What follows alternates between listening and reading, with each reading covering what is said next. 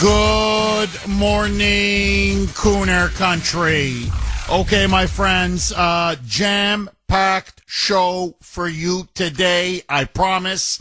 Huge developments regarding the FBI, bombshell revelations, I promise we're going to get to that.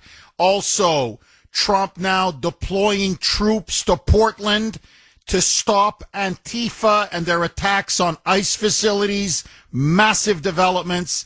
But my friends, tragedy struck. This time it was Grand Blanc, Michigan. And as I said on X, and I want to repeat it right now, another act of left-wing domestic terrorism inspired by the Democrats. This time a Mormon church, the Church of Jesus Christ of Latter-day Saints, an LDS church in Grand Blanc, Michigan. It's about 60 miles north, slightly northwest of Detroit. A very peaceful community, or at least it was. This is one of those areas that is a heavily pro-Trump, pro-MAGA area. And yesterday, a deranged madman by the name of Thomas Sanford. He's a 40-year-old, or he was a 40-year-old Iraq War veteran, a staunch liberal Democrat. In fact, he had lawn signs, "Stop Trump," all over his lawn. Well, he got into his pickup truck, and according now to multiple witnesses and law enforcement, at the 10 a.m. service, while people were inside, think of this, in a house of God, in a place of worship, doing nothing to anybody except thanking God for all the blessings he has bestowed upon them. And he took his truck and he rammed it into the door of the church. Initially, many of the churchgoers thought this was an accident, that somehow the person got derailed from the road and hit the church, and so they ran out, not in fear, but to help that they thought this person needed help, to help this individual. And then to their absolute shock and horror, he pulled out a gun and started to shoot. And they said all they heard was shot after shot after shot after shot. There were several hundred worshipers in that church. Police were called almost immediately, and I have to give the local police credit. The response time was beyond phenomenal. In fact, without the police response time, the lightning quick response time, we would have had dozens of people dead. This would have been one of the biggest massacres in American history. There's no question about it. The police got there under less than 30 seconds. And they exchanged gunfire with the gunman, and they eventually shot him and killed him on the spot. But not before he killed 4 churchgoers and wounded 8 more. Some are in very critical condition. What he also did, to show you how evil and premeditated this was, because he was an Iraq War veteran, and apparently, according to his mother, we're just going by his mother now on Facebook, she said that her son served, 4 tours in Iraq from 2004 to 2008. He learned how to make IEDs, which was a specialty of the anti-American Iraq militias. And so he learned how to make improvised explosive devices. Police say they found several of them in the truck or around the truck on the scene. They also found several more when they stormed his home after the attack. He deliberately set the church on fire. It wasn't enough to come in there and shoot and kill. No. He had to burn the whole damn thing to the ground. And burn it down he did. He raised it. Now, the fear is, and this is what the police are saying, that they believe now there could be even more victims who were trapped in the blaze, in the fire, in the flames, and they were not able to make it out through the back door or escape. Most people who did escape escaped through the back door because he was there in the front door shooting anybody he could. In total, so far, the death toll, as I said, it is 4 dead, 8 wounded, several of them in very critical condition. However, they fear that with the blaze, the fire, and by the way, they just saw plumes of smoke, black smoke, the whole surrounding area said you could see the plumes of smoke, black smoke into the air. He lit that thing to the ground. He wanted to kill everyone that was there. And so the question is, why? Why? Why? Another day in America, another mass shooting, and another act of left-wing terrorism. And as I pointed out on X, he was a staunch Democrat. He was a rabid anti-Trumper. He had Stop Trump signs all over his lawn. But why attack the Mormon Church, the LDS Church, the Latter-day Saints Church? Because, as we saw with the shooting of Charlie Kirk and the group that he was involved with, Antifa, they see not just Trump, but they see Christians and conservatives in particular as the mortal enemy of America, as the MAGA shock troops, in their words, stormtroopers, in this military, fascist, Nazi dictatorship, in this crazy, paranoid, fantasy world that they live in, that is now being descending upon the United States. And so, that Mormon church was known to be a MAGA hotbed. Not that they spoke politics in the church or during the church service, but it's the Mormons, and that particular church is well known for being a conservative church, for being a very Christian church, and most conservatives and Christians in that area, especially, but across the country, are known to be strong Trump supporters.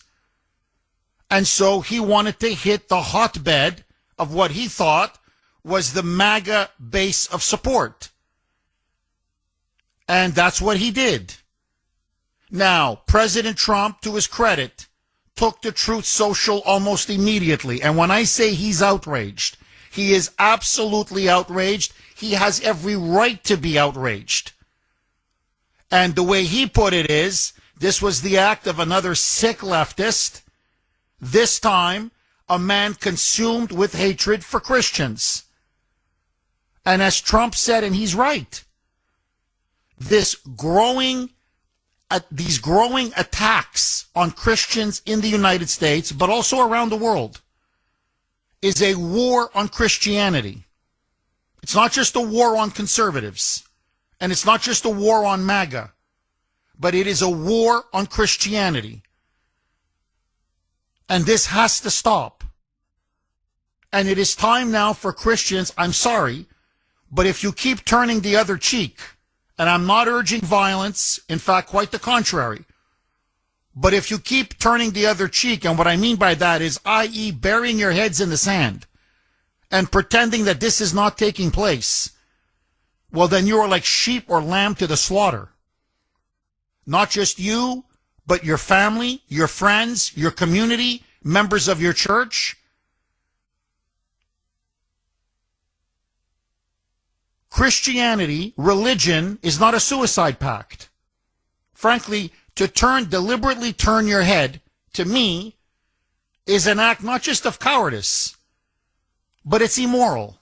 Suicide in the Christian tradition is immoral. Life is precious, and you should defend your life and defend the lives of those around you. Now, I want to make one final point, and then I want to open up the phone lines, 617-266-6868. When is this going to stop? It's now becoming, as I said on X, it's almost daily now. It's almost another day and another act of left-wing terror and left-wing violence. Is it going to be a Catholic church in Minnesota, as a couple of weeks ago, by a crazy transgender leftist? Is it going to be Charlie Kirk in Utah? But this time it's on behalf of transgender Antifa leftists? Who is it going to be? Is it going to be an ICE facility that's going to get shot up? Or now is it going to be a Mormon church? Or tomorrow an evangelical church? Or maybe a Baptist church? Or maybe another Catholic church? Or maybe an Orthodox Christian church? Or an Episcopalian church? Or a Presbyterian church? Or it's going to be another MAGA rally? 617-266-6868 is the number. Okay, mass shooting in Michigan. This time, the target was a Mormon church, Church of Jesus Christ of Latter-day Saints. It was a service that began at 10 a.m., and another crazed anti-Trumper drove his truck into the church, the front door of the church, got out. As these poor churchgoers thought this was an accident, they actually came out of the church to help the person. And then, lo and behold, came out, he had a gun, and he just started to shoot. And he didn't stop shooting.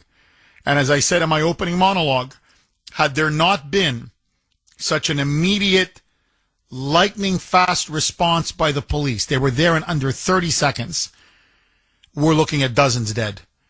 Then the shooter, Thomas Sanford, a 40-year-old man, he died in the shootout with police. He was a Iraq War veteran who, by the way, also a former Marine, was battling PTSD. According to family members, friends who knew him, they said when he came back from the war in Iraq, was just not the same. Just not the same man. And had all kinds of mental health problems, mental health issues, and just couldn't seem to get over it. And anyway, he also brought IEDs, improvised explosive devices, basically bombs. And apparently he detonated one of them, and it started a massive fire. And police believe that the death toll is going to rise. It is currently 4 dead, 8 wounded. These are from just the gunshot wounds alone, but they believe there potentially could be victims trapped in the blaze who passed away. So we shall see what the final death count is. President Trump says this is now a war on Christians, and it is getting worse and worse around the world and here in the United States. I want to play to you the Grand Blanc Township Police Chief, William Renier. This was early, so he will give a death count that is much lower than what we got last night. But listen to him describe. It was about maybe 20, 25 minutes into the service. And then the madman struck. Roll cut 30, Mike. That we're going to talk about here today, as I said, was happening at 10:25 a.m. at the Church of Jesus Christ of Latter-day Saints, which is located at 4285 McCandless Road. During this incident, what we know right now is that a 40-year-old suspect from Burton, he's a male, he drove his vehicle through the front doors of the church. He then exited his vehicle, firing several rounds at individuals within the church. I mean, do you know how sick you ought to be to do that? Like, no, really, do you know how sick you have to be? How evil, how twisted? To just, what do these people ever do to you? I mean, they're going to church, for God's sake. Like, is no place sacred anymore? You're not even safe going to church? Listen now to the police chief. He continues. Roll cut 31, Mike. 10 gunshot victims have been transported to local hospitals at this time, including one who has been deceased. Officers who were trained immediately responded to the area. One was a DNR officer, and then one was a Grand Blanc Township officer, where they met the suspect and they engaged in gunfire with that particular individual, neutralizing that suspect, and that suspect is no longer with us. As I said, it is a 40-year-old male from Burton. Okay, so the DNR is Department of Natural Resources. So that was one of the officers who arrived. And, of course, they've upped the death toll now. That was much earlier that in the day was the press conference. It's not one dead, it's at least 4 dead. Now, again, had they not come so quickly and engaged in a shootout, 10 dead, 20 dead, 30 dead. I mean, these were defenseless people in a church. Nobody there had a gun. Nobody in that Mormon church had a gun. It was like, pardon the pun, but it's like shooting fish in a barrel. Had the police not arrived that quick, let's say the response time was 3 minutes and not 30 seconds, I mean, it would have been a shooting gallery. And that was the difference between 4 dead and 40 dead. And to show you how demented and evil this man was, for good measure, he burned the whole church down. So people were trapped inside that church. I mean, that's how sick, and that, to me, that's how brainwashed and indoctrinated this guy became. That if you vote for Trump, this is what you get coming for you. You know, you deserve this. This is what you're going to get. And this is what you deserve to get. Listen now to the police chief. That a fire was deliberately set, most likely from one of these IEDs that he brought with him. And now they fear that they're going to find additional victims on the scene. Roll cut 32, Mike. During all this incident as well, there was a fire that occurred, and we believe that was deliberately set by the suspect. We do believe that we will find additional victims once we have that scene secure. Monstrous. Honestly, monstrous. Now, I want to ask all of you, is President Trump right? Is this now a deliberate attack on Christians? Is this now a war, a leftist war on Christians? Do you agree with him? And let me ask you, do you believe this was an act of left-wing terrorism?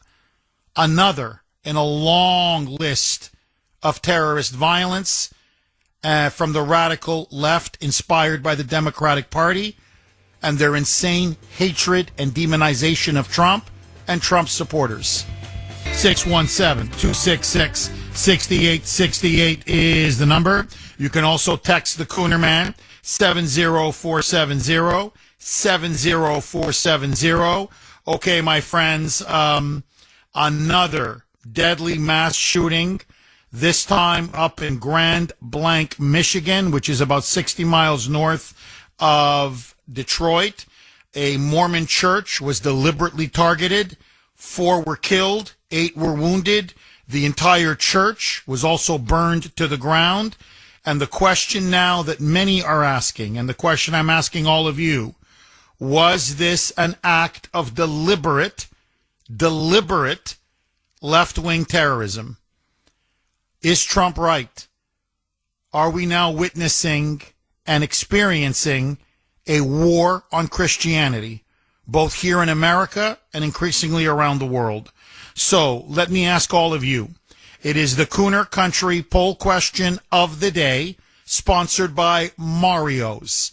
Mario's quality roofing, siding, and windows. President Trump says Christians are now under attack. Do you agree? A, yes. B, no. You can vote on our webpage, wrko.com/Kuhner, wrko.com/Kuhner, Kuhn as in national ER. You can also vote via X, and last night, holy mackerel, was I active on X.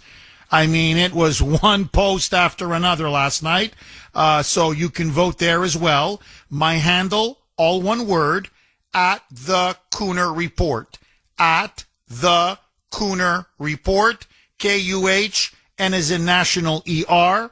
So let me ask all of you, in the wake of this tragedy, this mass shooting, this time in Grand Blanc, Michigan, at an LDS, a Mormon church, President Trump says Christians are now under attack. Do you agree? A yes, B no. You know where I stand. To me, this is now an obvious yes all the way. And the question that I think many churches should be having, and frankly synagogues and other places of worship, but especially churches, is how do you bolster security now? How do you keep your parishioners or your churchgoers safe? Because this is happening more and more frequently, and I'm sorry, it's almost now negligence not to have security precautions in place. Agree, disagree, 617-266-6868. Lines are loaded. Rob in New Hampshire, you're going to kick us off, Rob. Thanks for holding and welcome. Jeff, it's not a good morning. Listen, you said there's a time earlier. You said there's a time for denouncing the actions of the left.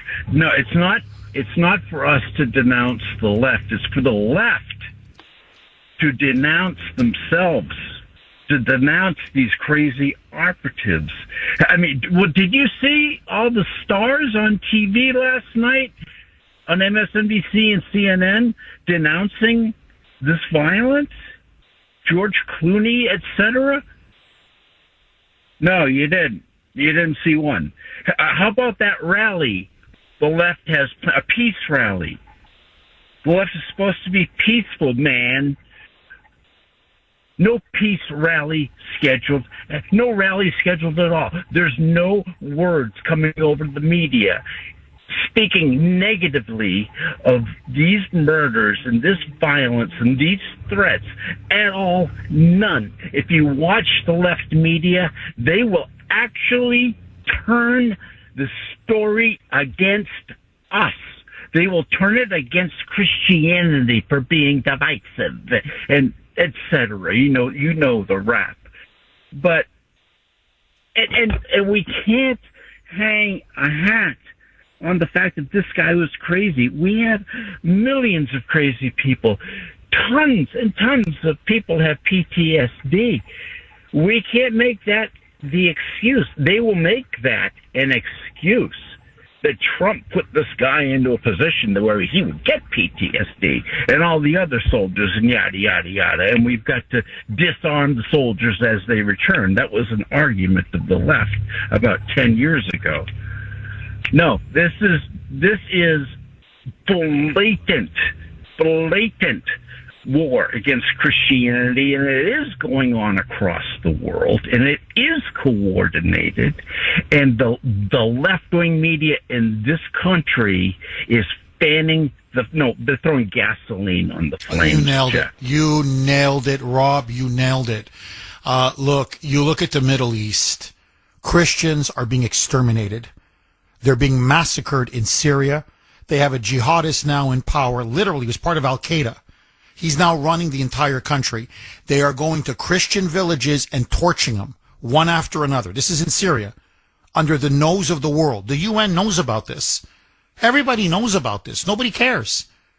And these are Christians, just so that people know, that date back to the time of Christ. Many of them speak Aramaic, which is literally the language of Jesus. Others speak Assyrian, which is a very ancient language that Jesus sometimes spoke. Okay, his primary language was Aramaic, but he would also speak Assyrian. So what I'm saying is, these are some of the oldest Christian communities on earth. They are being wiped out.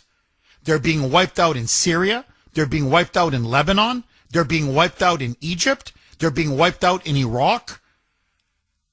And the world is saying absolutely silent. Look at Nigeria.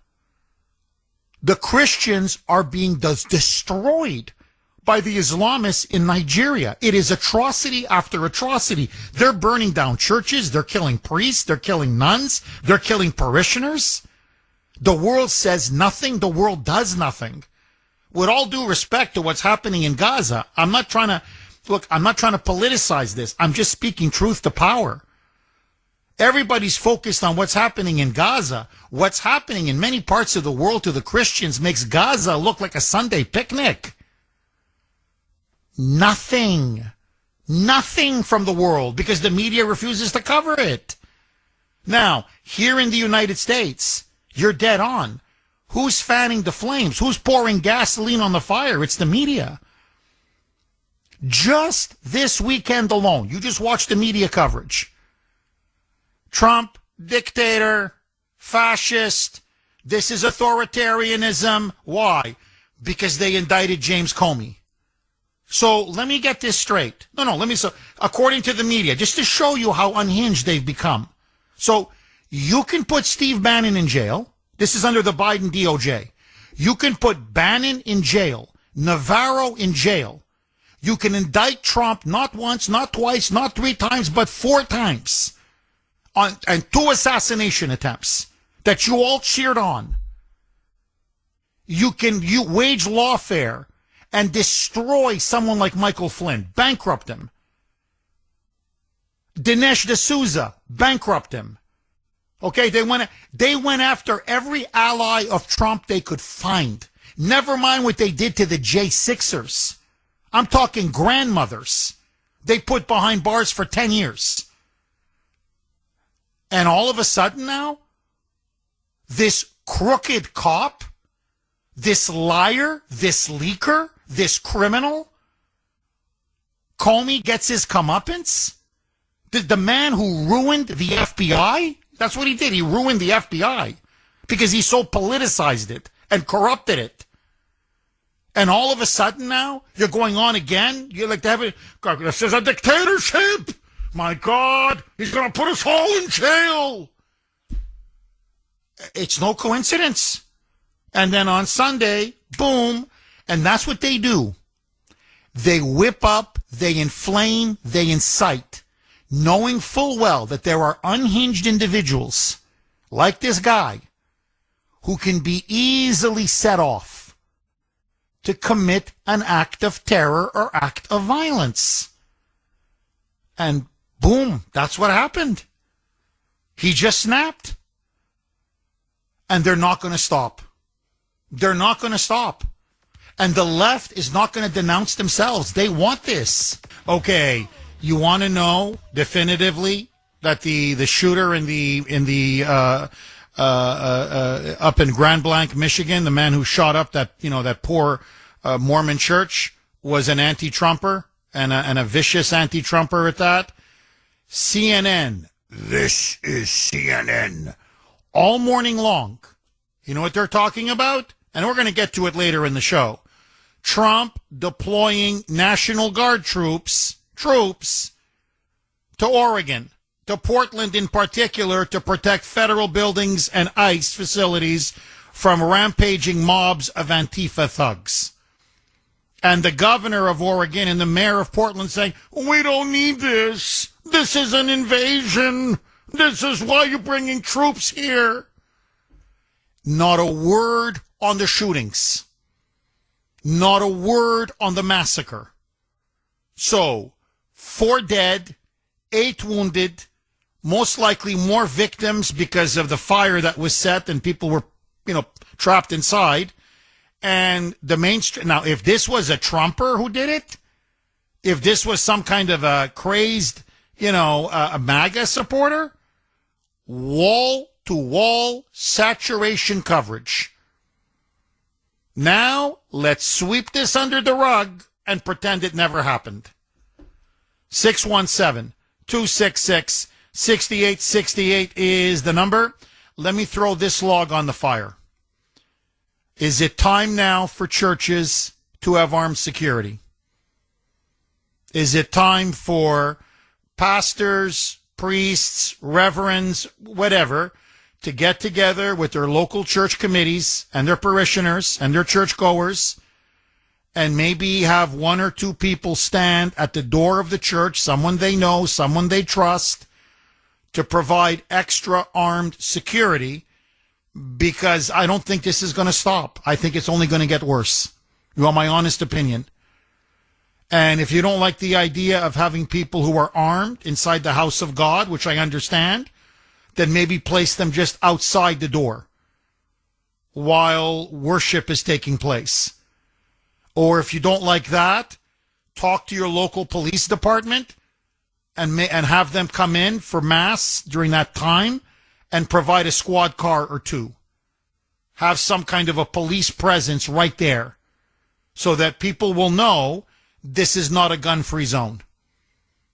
That these people are not just going to be harmless sitting ducks for some sick, evil, demented anti-Trump leftist. I'm just speaking from the heart here. You tell me if you agree or disagree. 617-266-6868. But we have to start taking more precautions. We have to become much more aware. And we have to start getting ready to defend ourselves. Agree, disagree?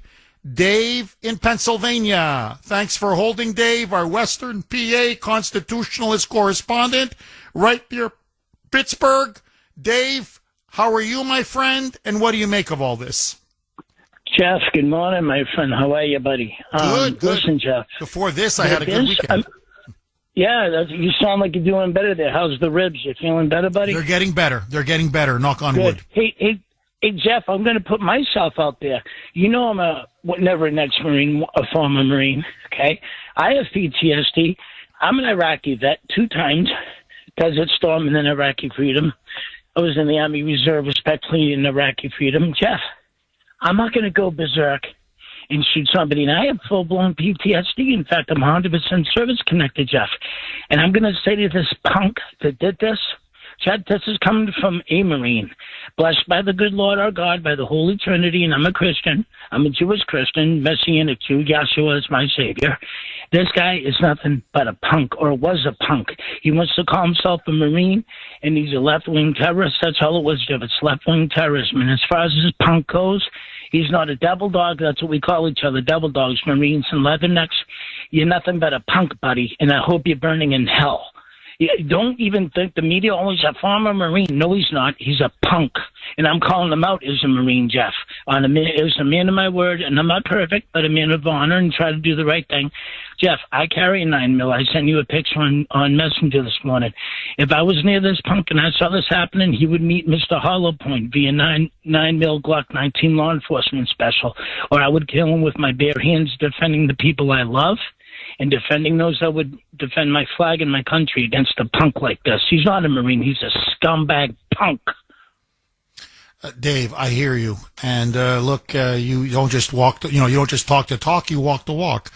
And I'm very happy that you called, because you're right. You served honorably multiple tours in Iraq. You have full-blown PTSD. You've told me this several times. So I know what you're telling me is the truth. And you don't go around shooting up churches or shooting up anything, so that's not an excuse. I completely agree with you. Dave, I want to ask you this, though. And again, I'm not excusing what he did. It doesn't justify or excuse. What he did was beyond monstrous, beyond evil. But I'm just asking you, Dave, there are service members who fall through the cracks. The VA is not there for them, or they're not as proactive as they should be with some of our returning veterans. And I'm just saying, from what I've been reading, because look, he did have a wife. He did have a son, apparently. He was in some ways very patriotic. He has 2 big flags, American flags, on his pickup truck, at least from the photos that I've seen. He loved his country. He served 4 tours. There's pictures of him hunting with his son, and you can see he loves his son. So I'm not trying to sympathize or paint a portrait of sympathy. What I'm trying to say is, when you look at the pictures, when you look at the bio of this guy, he doesn't strike anyone as a crazy mass shooter. And so what they all say, and they're not, again, defending what he did, but they're saying when he came back from Iraq, he just wasn't the same. There was something wrong about him, and that he wasn't getting the treatment battling these demons, these mental health issues, and eventually maybe his demons overcame him, or he just bought too much of the propaganda from the left-wing media and the Democrats. I mean, we don't know. But what I'm asking you is, Dave, is there a problem with us sending men to war to fight all of these tours, tour after tour after tour, and the immense psychological, mental toll it takes, emotional toll, and then they come back with, severe PTSD, which if untreated and undiagnosed and ignored, could potentially be a ticking time bomb? What say you? Yeah, Jeff, but I'm not meaning to correct you, Jeff, the Kuhner man, who's awesome, and you and Mike and Sandy. But, Jeff, here's the thing. Since Trump became president, the VA has become less bureaucratic. Of course, reporting, he got rid of all the red tape and some of the people there that needed to be gone. And the VA is not always perfect. Yeah, you're going to have some that fall through the cracks, Jeff, but if I'm a betting man, and I hate to say betting man, but, use a little gambling analogy, if I may, that most of these guys had a chance to get help from the VA. And I'm going to tell you, Jeff, under Doug Collins, the new VA, and even before in the first trial, I forget the gentleman that was the VA secretary, the VA, as far as Pittsburgh, I can't say about Boston, Jeff. When I was living in Boston before I moved out here to be with my beautiful Nancy, the VA was terrible in Boston, but that was under Bush 41, Bush Jr., or W, excuse me. But now the VA here, Jeff, in Pittsburgh, oh my God, Jeff, Jeff, I go in for an appointment at the clinic in Monroeville, PA, which is kind of like Salem to Boston, that's where I'm from. They're incredible. They roll out the red carpet for you. They say thank you for your service, and I'm like, no, thank you for taking good care of me. And the VA care has been exceptional, Jeff. It's not perfect, yeah, some fall through the cracks, but it's also up to a veteran's responsibility in his VF. Point.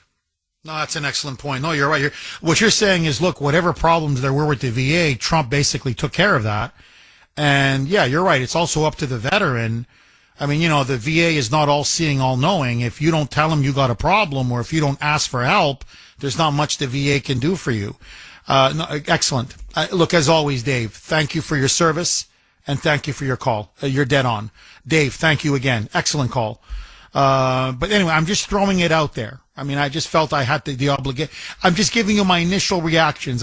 When I found out the shooter was an Iraq War veteran, served 4 tours, at least according to his mother, and then came back with, severe PTSD, and his friends and family say he just was never the same. Just wasn't the same. And so I'm like, ugh, we send our men off to war and they come back and then we just ignore them. And it just festers and festers and festers, and then something like this happens. So anyway, I just want to throw that out there, but I think Dave made a very good argument. The VA is not what it was before. They really are taking care of a lot of people. They're being very proactive, but you've got to want to get help. That's the key. If you don't get help, no one can help you if you don't want to get help. So let me ask all of you, do you think mental health had any role to play in this? I'm just curious. And the bigger question, was this another act of left-wing terrorism? And are we starting to reach a critical point where I don't know how many more bodies the country can take? I mean, Trump basically said the same thing. I'm just going to repeat what he said. It's not that he's justifying violence, and it's not that I'm justifying violence. Quite the contrary. Please don't do anything in retaliation. I'm begging you. But after a while, our side is going to say, one person on our side is going to say, I'm done with this. That's Trump's fear. That's my fear. And they're going to say, okay, you want to shoot us up? We're going to shoot you up. And the left and the media are going to go berserk. They're going to pounce. And things are just going to the country may start to unravel. I mean, this is the problem now. This cold civil war is becoming hotter and hotter and hotter. And the Democrats aren't putting on the brakes. And the media is not putting on the brakes. And so my question to you, is this another act of left-wing terrorism? And if it is, what do we do about it? And ultimately, Trump says this is a war on Christianity. Do you feel now that Christians have a target on their back? 617-266-6868 is the number. Justin in New Hampshire. Thanks for holding, Justin, and welcome. Hey, Jeff, how you doing? Yeah, I believe it's left-wing terrorism. You know, where are you going to find the most right-leaning people other than a rally? Where are they going to be? They're going to be at church in their congregation. You know, and you should have seen the internet going nuts yesterday, saying, "Oh, well, with the flags, he has to be a Trump supporter. It has to be." You know, just because somebody feels that they're patriotic in their way, even if they are a psychopath, you know, doesn't. I don't. What are we keeping score now too? Also, you know what I mean? What does it really matter what his political leanings were? This crap just needs to stop. You know. Oh, I agree. No, what they're leaving out is, yeah, of course he waves the flag. He served 4 tours in Iraq. What they're leaving out is, I mean, since they're mentioning it, he was a donor to the Democratic Party, a regular donor. He was a staunch supporter of the Democrats. It's all over his social media.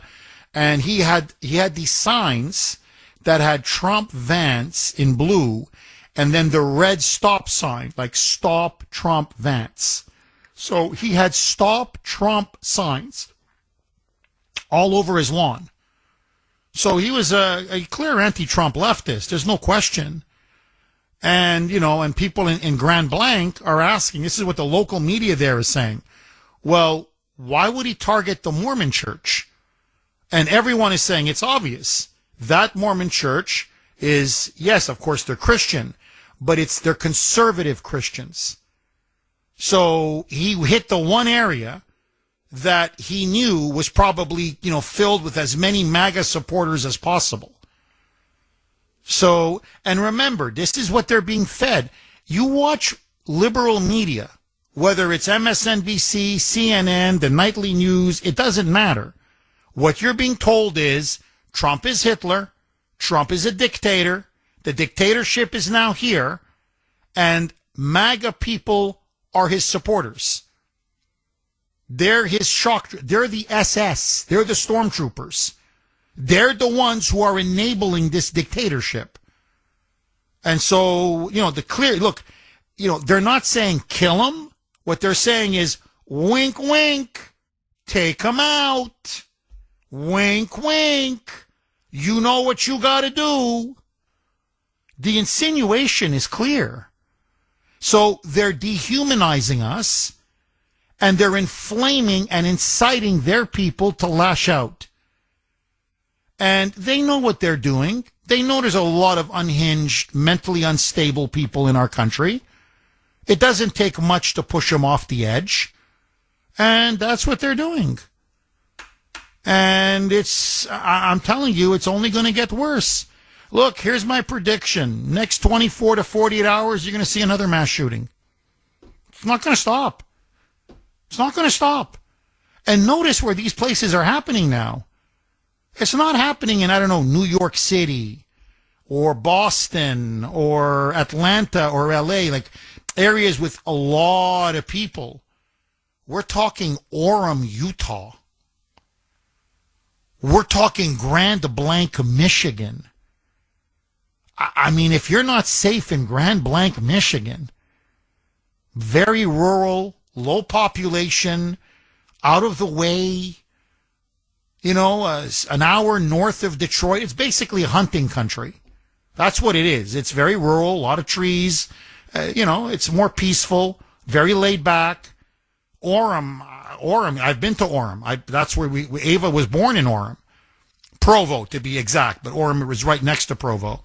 I mean, you don't get more peaceful or quiet and safe than Provo and Orem. I mean, if you're not safe in Orem, I'm telling you, you're not safe anywhere. So the radicalization of the left continues. And my fear is, Justin, it's not going to stop. I was hoping that Charlie Kirk would at least slow them down.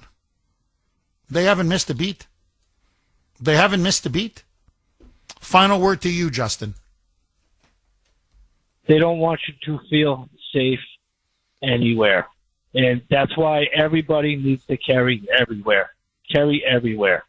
And God bless. Take care, Jeff. Thank you very much, Justin. Look, I agree with you. That's why if you can carry, because you need self-defense. Now, I do want to throw this log on the fire as well.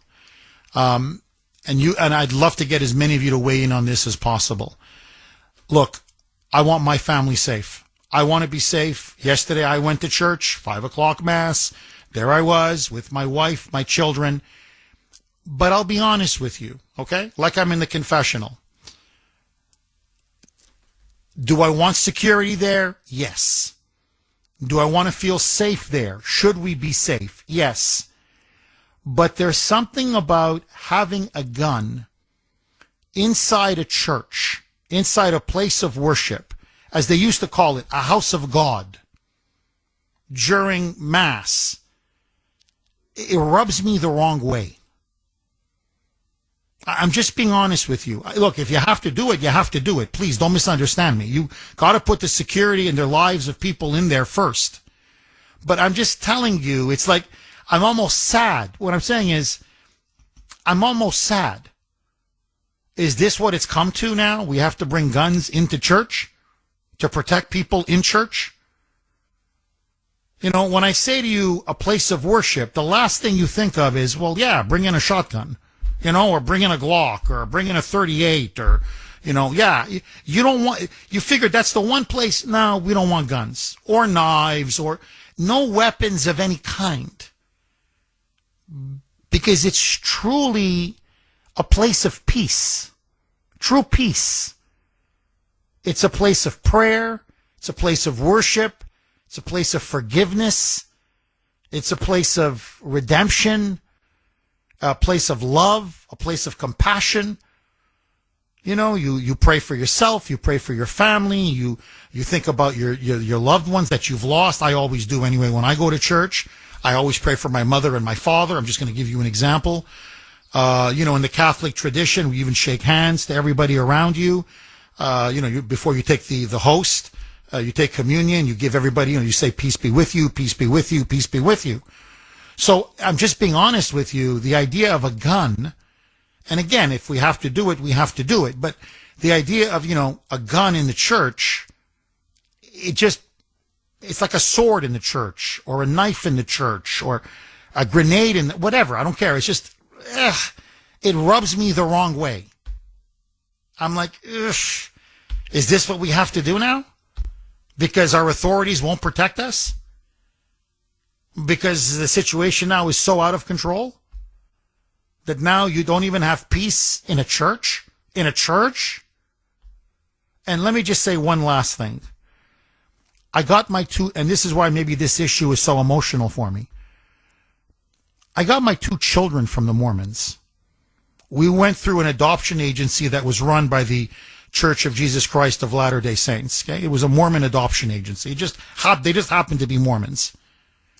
And so they got the adoption for Ashton for us in Minnesota, and then, of course, for Ava in Utah. So I've met a lot of Mormons. I've dealt with Mormons. Now, you know, do I believe some aspects of their faith? No, of course not. You know, do I believe Jesus appeared in the desert? No. But they're good, decent, salt-of-the-earth people. They are. They don't drink. They don't smoke. For the most part, they don't fool around. You want to talk about clean living? 617-266-6868 is the number.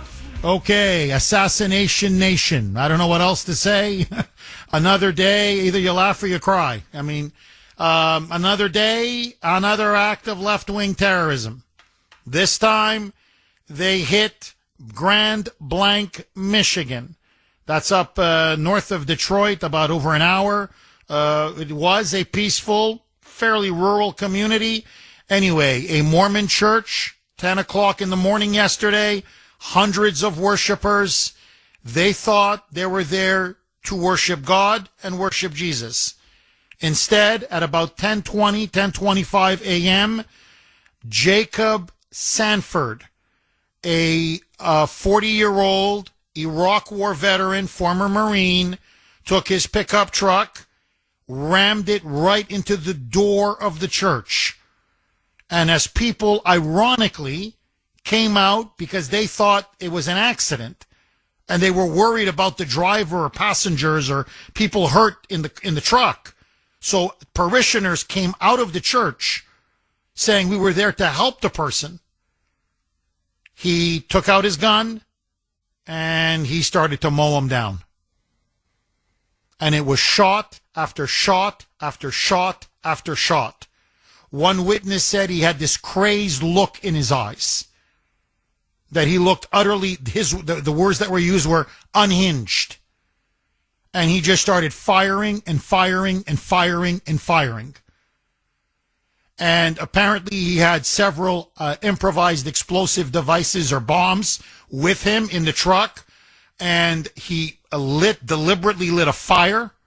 So the church, not only was it under gunfire, but it was also burning. And people desperately trying to get out through the back. The church engulfed in flames. Many people are believed to have been trapped inside the church. And that's why authorities are telling everyone to brace, that the death toll will probably rise. In the end, before he was finally taken out by police, 4 dead. Those are just from the gunshot wounds. 4 dead, 8 wounded. It's 4. Oh, 2 dead from the gunshot. Really? I thought it was all 4. Okay. All right. More information is coming out. So 2 dead from the gunshot wounds and apparently 2 dead from the fire. Okay. So we've got some more info. Thank you, Mike. So 2 dead from the gunshot wounds, 2 dead from the fire. And authorities, though, are saying that they're still looking and probably assuming that there's going to be more bodies discovered in the ashes or the burnt structure of the church. This was premeditated. This was cold-blooded. Honestly, this was monstrous. President Trump released a statement saying this is a targeted attack on Christians, and it is part of the left's larger war on Christianity. Do you agree? 617-266-6868 is the number. And as I said, who do the Mormons offend? I mean, really, who do the Mormons offend? I mean, I'm not saying you shoot any church or any religious, gathering. Please don't misunderstand me. But, you can make you can say, well, there's this burning issue or people, whatever. There's something you can point to that maybe excites people, angers people, upsets people. Who do the Mormons upset? And it appears their sin was that many in that church are Christians, they're conservatives, they're Trump supporters. That's their sin.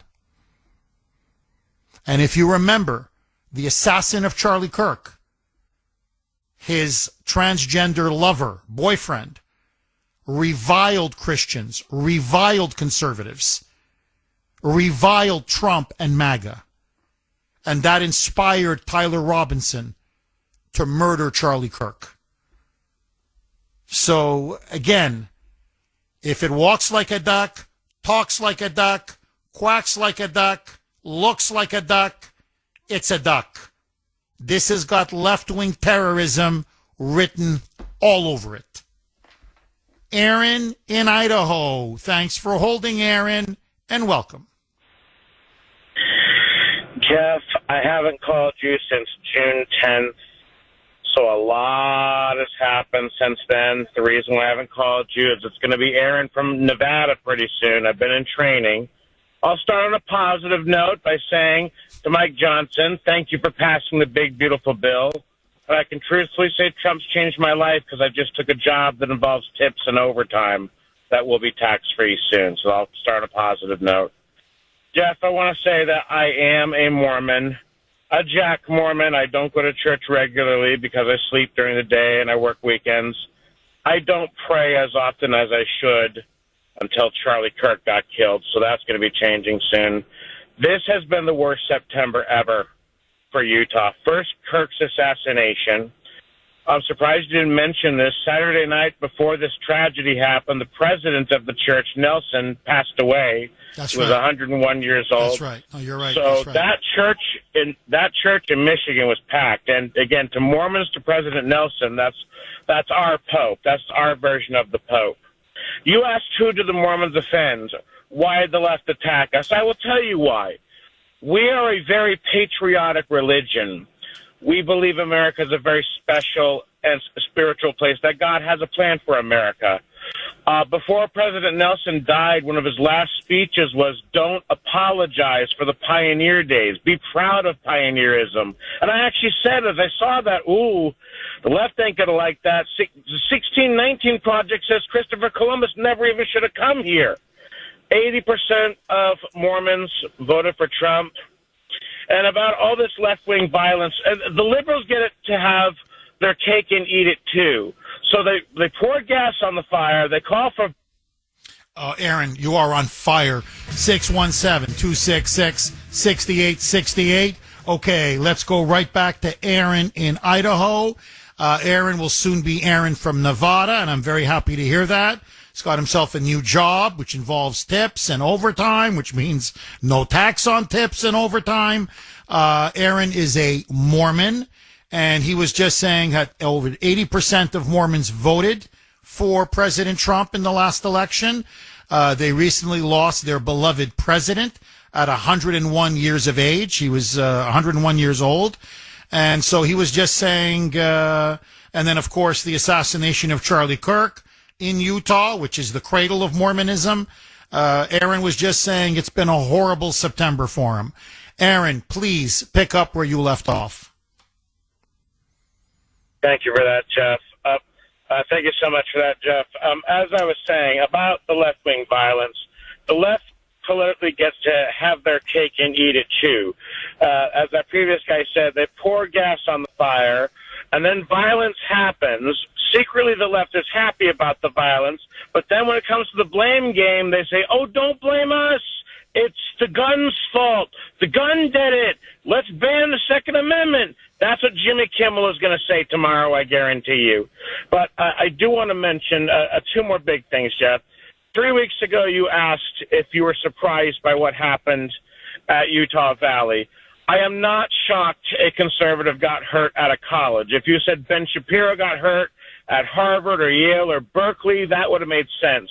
I am shocked it was Kirk, and I'm shocked it was in Utah. By the way, Charlie Kirk compared to Mark Levin or Michael Savage, he's mild sauce compared to other conservatives. This is the big neo-Nazi I was talking about. I have not spoken to a Democrat friend of mine in 2 weeks because they said, oh, you hear they killed a neo-Nazi in Utah. And I screamed, he was not a neo-Nazi. And I haven't spoken to him since. But can I tell you a super quick story about Salt Lake City, Jeff? Can I tell you a super quick story? Yes, go ahead. Last year, now, Mormons are big sci-fi geeks. That's why we love Star Wars. We love stuff like that.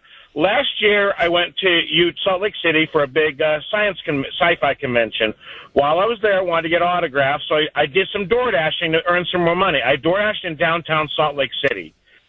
Every house I went to, every house had either a rainbow flag or a transgender flag. Now, I've been going to Salt Lake since I was a little boy. And again, Salt Lake City, again, to Mormons, that's what Vatican is to Catholics or Saudi Arabia is to Muslims.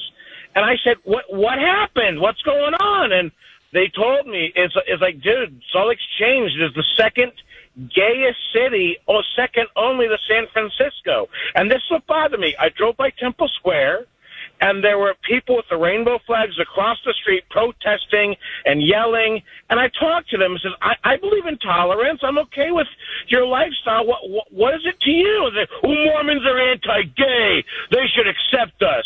And I said this to them. You're telling me that the Mormon church should change their religion, change their religious doctrine to accommodate you? And they said, yes, they should change their Bible and Book of Mormon to say gay is okay. I stopped going to church because I didn't want to be a hypocrite. I don't want to go to the casino and play poker, and then go to church the next Sunday. So I was like, I wouldn't dare tell them to change the Book of Mormon to accommodate my lifestyle. Who are you? So that's why that's what bothers me. So you're saying, gays, don't go do your thing, but you're so bothered by the fact that this religion, and again, say what you want about Mormons. Recently, they gave an announcement. They dug their heels in, saying, no, we are not going along with transgendering the children. No, we still believe marriage is between a man and a woman. And it's like, so again, they demand tolerance for thee, but not for me. And I found that so hypocritical and upsetting.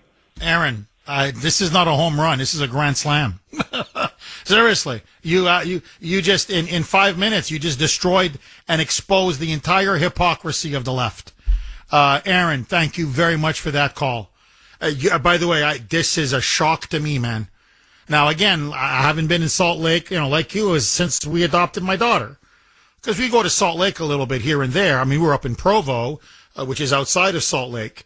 But we never saw one transgender flag or rainbow flag. And wow. So Salt Lake has changed. But you see, this is my point. I've been saying this now for I don't know how long. They don't want tolerance. No one's bothering them in Salt Lake. I'm talking about gays, lesbians, the LGBTQ community. You can do whatever you want, have the partner you want, sleep with you want, but that's not good enough to be left alone. No.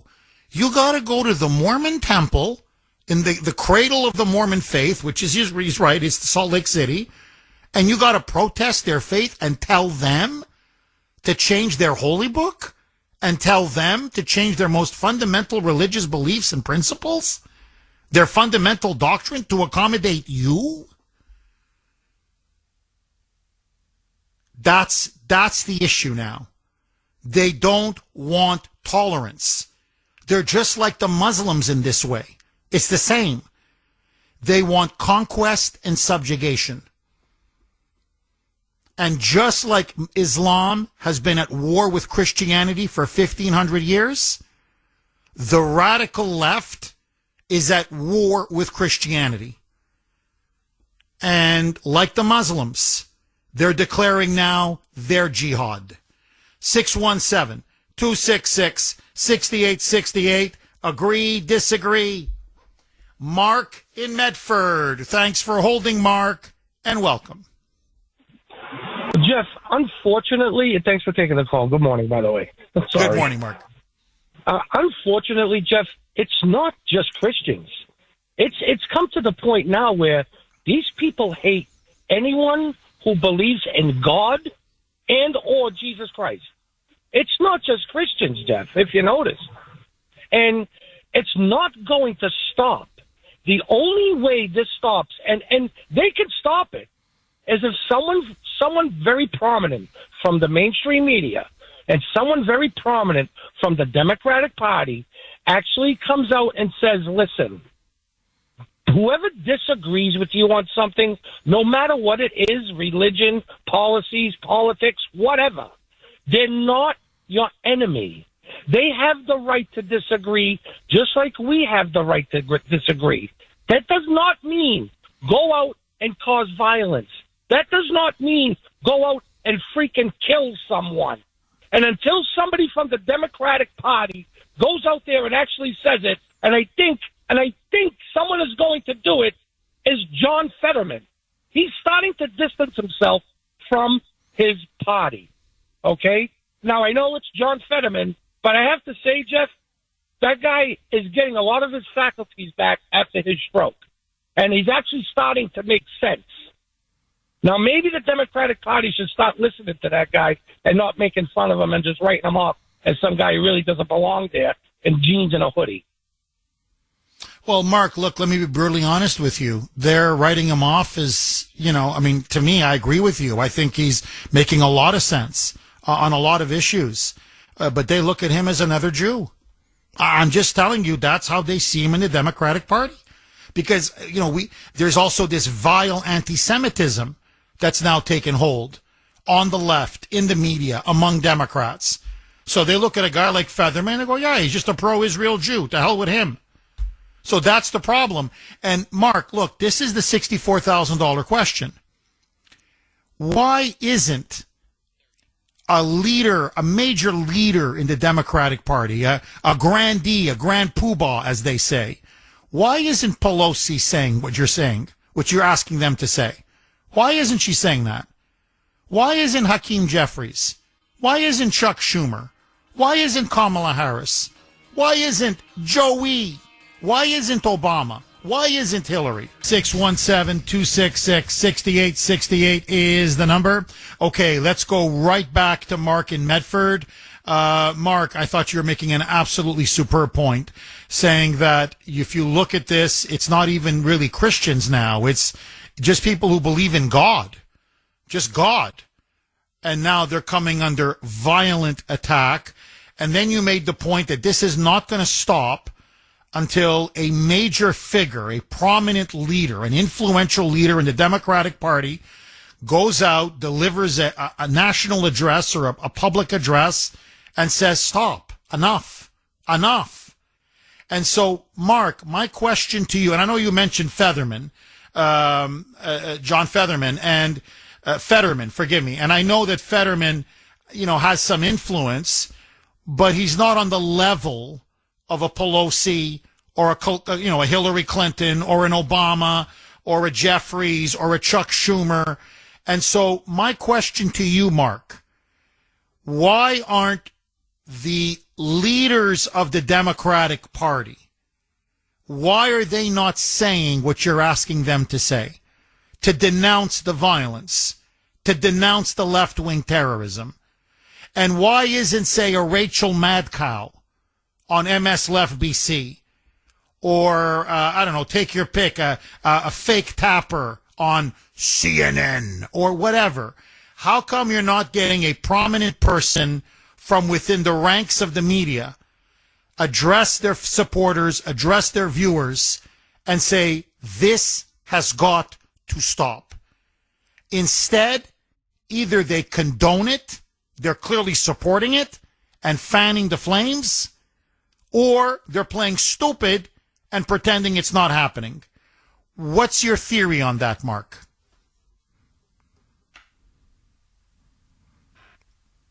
Jeff, the answer is right in front of you. It's the guy with the orange face and the blonde hair.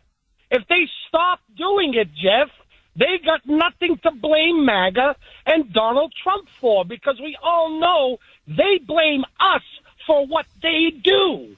And I want to tell you a little quick story, Jeff. Saturday, I got into a match, so to speak, on Facebook with a friend of mine that I've known for 40 years. I grew up with this person, okay?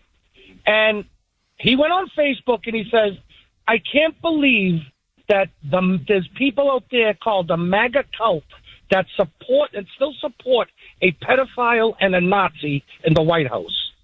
So I said to him, because I'm a MAGA supporter and I voted for Donald Trump, you're calling me a pedophile? You're calling me a Nazi?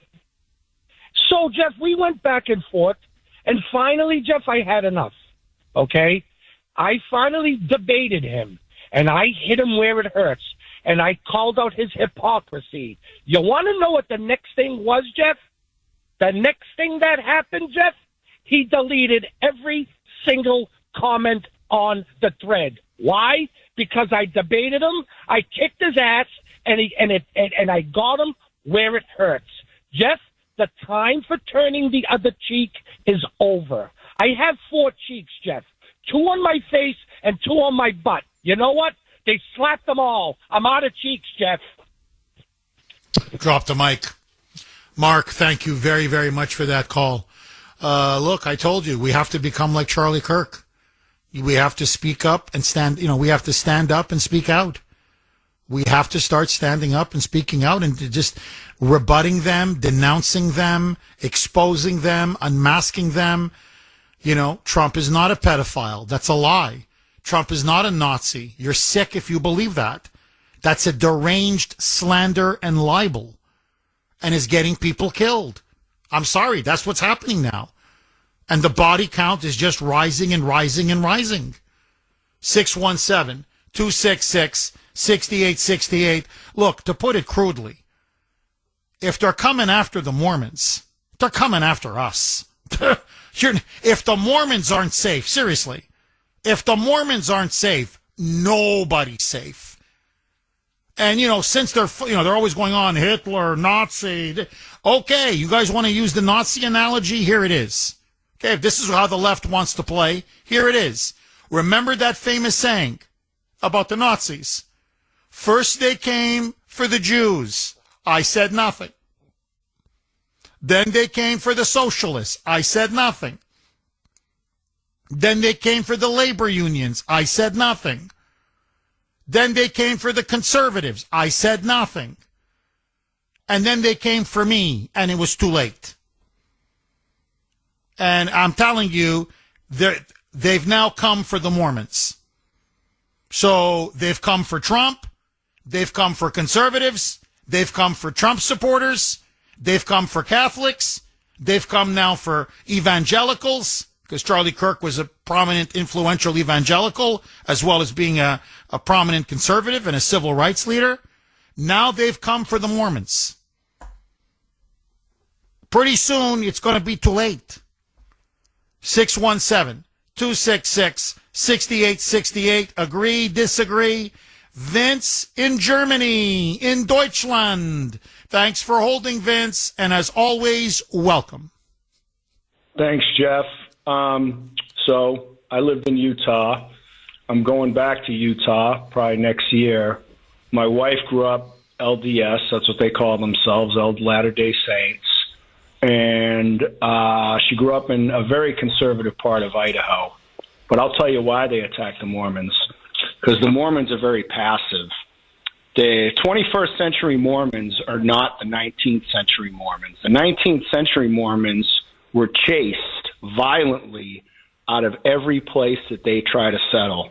From Palmyra, New York, where the religion was actually founded, upstate New York, through Ohio, into Indiana, then Illinois, then Missouri, and then from Iowa out to Utah. Utah is their promised land, right? They call it their Zion, But I can tell you that passivity has really undermined their values, their religion, because he's right about Salt Lake. Salt Lake, it's gay pride gala. You go down to Salt Lake City, and look at Governor Cox. They call him Governor him because he's totally woke.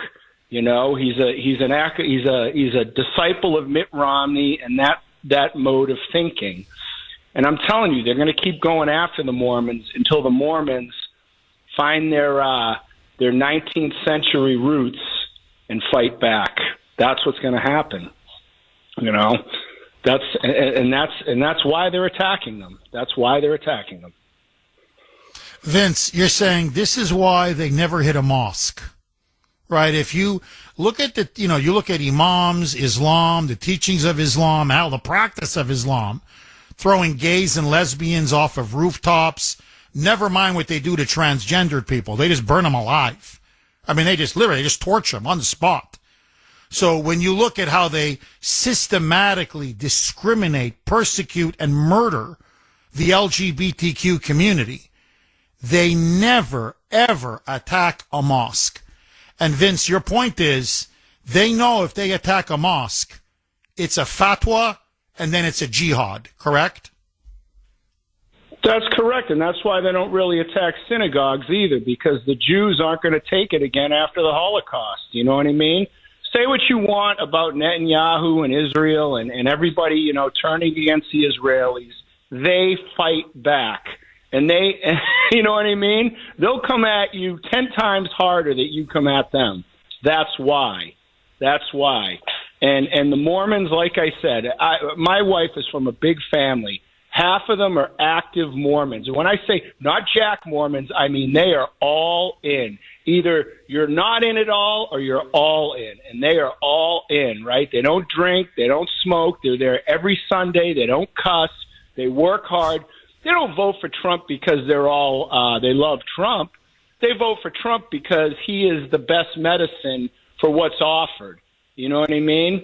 That's why they voted for Trump, because if it was up to them, they would have voted for Mitt Romney, or they would have voted for some other rhino, Ted Cruz, for instance.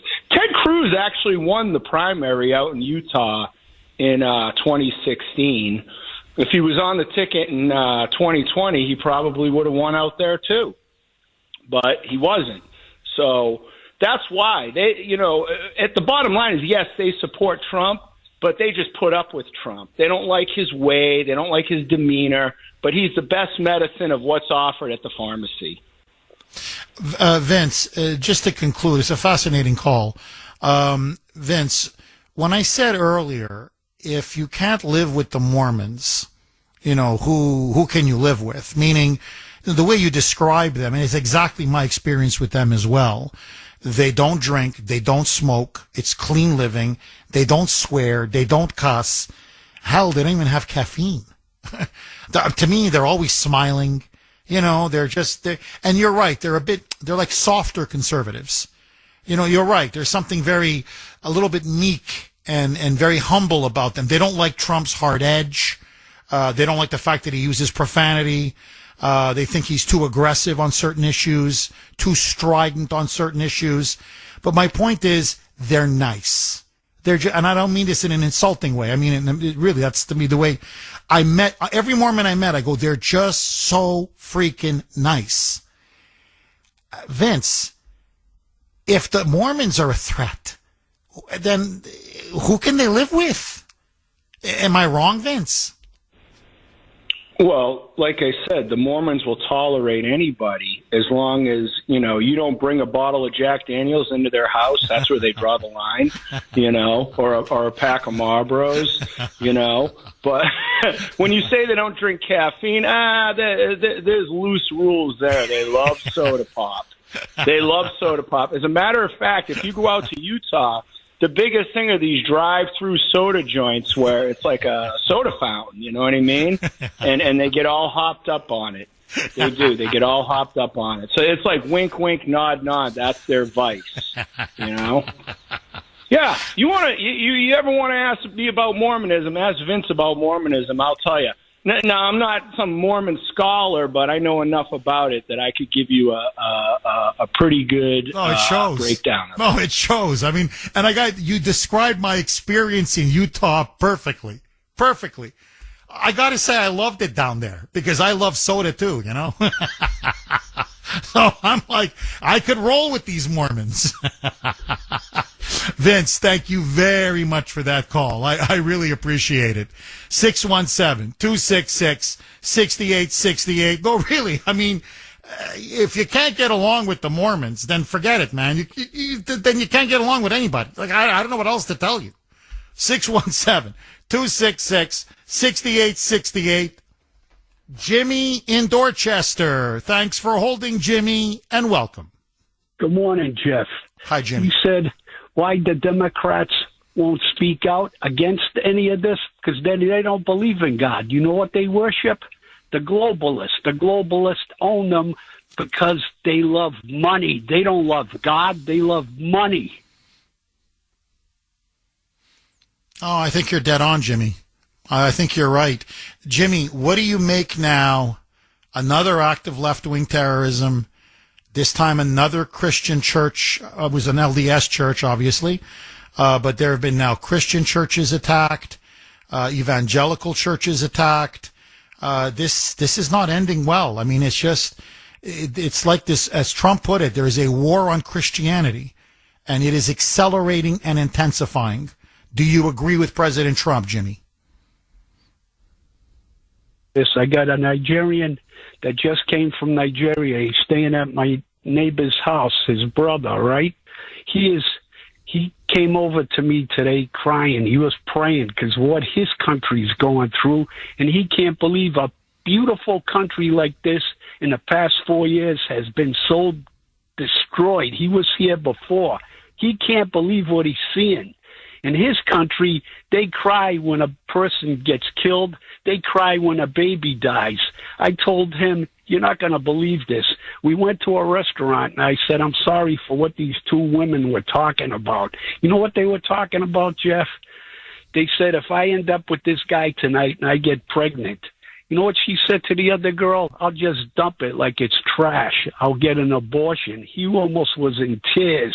He can't believe that that's what this country's about now, with all these people that they're losing in Nigeria and what's happening to their people.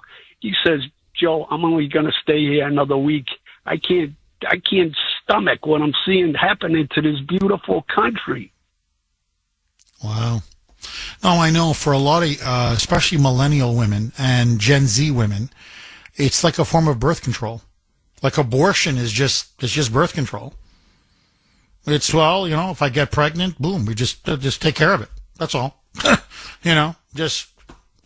the abortion pill, or if you wait and, it actually the baby starts developing, then just go into abortion clinic and, as they say, get it taken care of. It's honestly, it's beyond disgusting. It really is. Jimmy, thank you very, very much for that. It's depraved. It's evil. Thank you again for that call, Jimmy. Alan in South Carolina. Thanks for holding, Alan, and welcome. How are you? I'm good. How are you, Alan? All right. I have to say, I think that this goes back to the Charlie Kirk thing. I mean, this is straight up good versus evil. This is demonic, 100%. This is spiritual warfare. This is not just a left or right issue. However, I would say that it's just proof, again, we're one day closer to Jesus' return, and it says in the Bible that this will happen. Christians will be persecuted. This will increase until the day of his triumphant return. Not saying that we have to like it, but it's going to happen. Well, Alan, look, I'm just speaking now. You may be right. Please, I'm not going to be presumptuous. I can't speak for the future. I'm just saying, as an historian, if you look at how Christians were persecuted under the Soviet Union, in Eastern Europe, under the Nazis, there are many other periods during the Roman period. My God, they threw us to the lions. There are many periods in history where the persecution of Christians has been much, much worse. It's very bad today, don't get me wrong, but it used to be, with times where it was much, much worse. So that's why I don't know if this is the end or not. All I can speak about is today. And Alan, from the bottom of my heart, I can tell you and everyone out there, if you go to a church or you go to a place of worship, you have to be very careful. You have to have security. You have to have armed security. If you can get the police to show up, that's even better, because I think just the sign of the police acts as a deterrent. But you do what you have to do to protect your congregation or the churchgoers in your parish or your church or whatever you attend, because I think Trump is right. And that's why he's trying to tell people, be very careful, be very vigilant. And my fear, this is my fear, Alan, this could have been 40 dead. I don't think we underestimate. It was 4 dead, which is horrible. And I believe that death toll is going to be higher because they're still digging up bodies from the ashes from the fire that he said he burnt the whole church down. But this could have been 40, 50 dead. There were hundreds of worshipers because of the passing away of the president of the Mormon Church. And so it was packed. It was packed.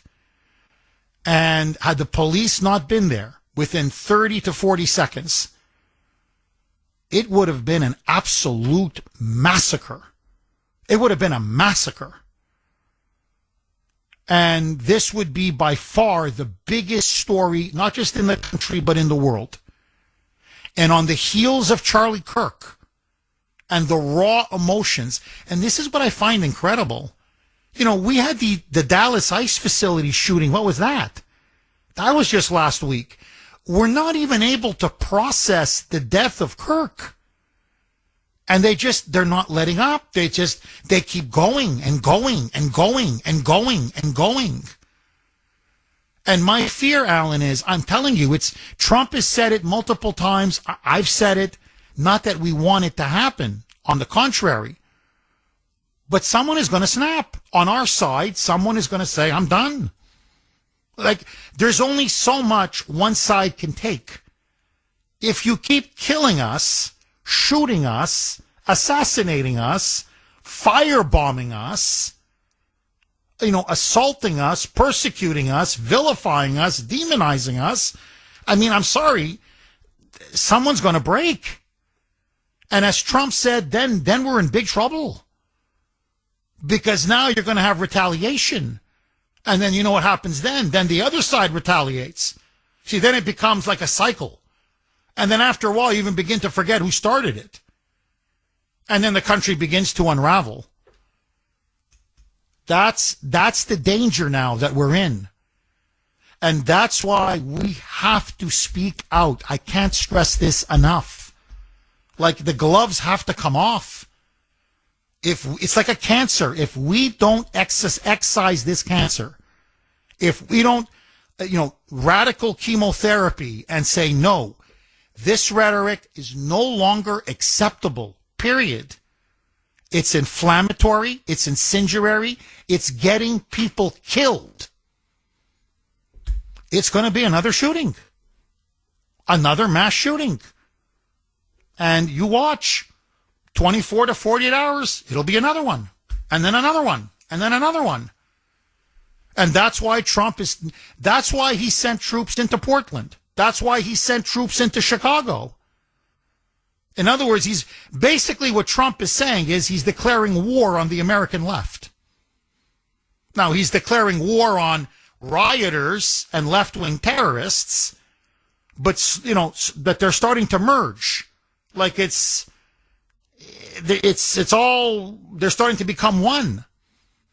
And that's why Trump is responding now by sending in the National Guard or sending in troops. Because unless you do, the situation is going to spiral out of control. Thank you very much. Great call as always, Alan. Okay, hang on. I'm going to take more of your calls. All right, but coming up next, my friends, the shooting in Michigan. Very important story. That's why we've been covering it. But it blew off the news cycle. The biggest story of the weekend. What is that story? I'm going to come back, take more of your calls. That story, don't touch that dial. 617-266-6868 is the number. Okay, a couple lines are empty if you want to jump on. 617-266-6868. I can tell you Jimmy Kimmel's show tonight. Here's the lead. That there was a mass shooting in Michigan, and the MAGA gang was responsible for it. There you go. There, Jimmy, I just did your show prep for you. There's your monologue. There's your show, Jimmy. I mean, that's the kind of animal and scumbag they let back on the air. And it's just more incitement, masquerading as comedy. Now, the shooting in Michigan, which is a horrible, atrocious tragedy, blew off the news cycle. In many ways, the biggest story of the weekend. And we touched on it on Friday, and now it's gotten even bigger and bigger and bigger. So, listen to this, my friends. The FBI has now been forced to admit, and they have now disclosed, very sensitive documents in which on January 6th, they secretly deployed 274 FBI undercover agents. Almost 300 undercover agents were secretly deployed on January 6th to infiltrate the crowd, to subvert the protests, and to radicalize the protest. Now, what is shocking about this is really a couple of things. Number one, Christopher Wray, then the FBI director, lied under oath. He lied under oath. And I don't mean once or twice, repeatedly in front of Congress, in congressional testimony, under the pain of perjury. He said, I wasn't aware that there was even one FBI informant, one FBI undercover agent. There was no FBI. No. None of our people were involved. Nobody was undercover. Nobody infiltrated. Nobody got into the crowd as plainclothes agents. What are you talking about? He's a liar. He's a liar. Like James Comey, every time he opens his mouth, he lies. He's a pathological, incorrigible liar. And as Trump has been saying all weekend, don't just indict Comey, indict Christopher Wray. I mean, you've got him now on perjury 6 ways to Sunday. I mean, it's perjury after perjury after perjury after perjury, false statement after false statement to Congress. Now, it was previously discovered, and this was the suspicion, and I talked about it on this show, that there were several dozen FBI agents that had infiltrated that crowd. The talk was maybe 26 was a number that was commonly reported. They said maybe as many as 40. And what we know for sure, this was before, is that 4 of these undercover agents penetrated the Capitol. They were part of the quote-unquote storming of the Capitol. Well, we're not talking now about 4 or 40, but now we're talking about almost 300. And so the question now is, who were these FBI agents? We now need to know, we have a right to know, each and every one of them. Who were they? Who authorized and ordered them to go and infiltrate and radicalize that crowd? And were they part of those agents, were they part of these undercover FBI agents like Ray Epps, who were there cheering the crowd on, instigating the crowd, yelling and screaming, storm the Capitol, take the Capitol, take the Capitol. Now, what has also been found is that these were internal files that the FBI desperately tried to keep secret for years, in which FBI agents, the very undercover agents, were complaining to the FBI saying, we feel like we were used as political pawns to frame Donald Trump and to frame MAGA. Their words. We didn't want to be involved in this, but you asked us to be involved, to be undercover, and to pose as Trump or MAGA supporters. And that these are their words, that political liberal ideology has now, quote unquote, infected the leadership of the FBI, and it has corrupted the institution of the FBI. In other words, they were saying we were being used. This wasn't an insurrection. It was a Fedsurrection. And I want to know in particular, were those FBI undercover agents that were removing the barricades and waving the crowd in? 617-266-6868 is the number. Text line is on fire all morning. You can text the Kuhner Man 70470, 70470. Honestly, still getting a lot of reaction from that mass shooting up in Michigan of a LDS church, a Mormon church, by a deranged anti-Trump leftist. This is from 603. Jeff, this is the reason why some of us Christians use the saying, quote, protect the flock with a Glock, unquote. It's way past time for American churches to get serious about their security and to have solid measures in place to deal with unexpected threats if they arise. No, 603, look, I agree with you. I don't like guns in church. You know my position on this. I love the Second Amendment. Please don't get me wrong. To me, it's, when I see a gun or if I think someone has a gun in the church, I mean, sure, I'm happy that person is there to protect me and my family. Please don't misunderstand me. But I don't like to see any weapon in a church. I don't like to see a knife or a sword or I don't care what it is. Because to me, that's a house of God.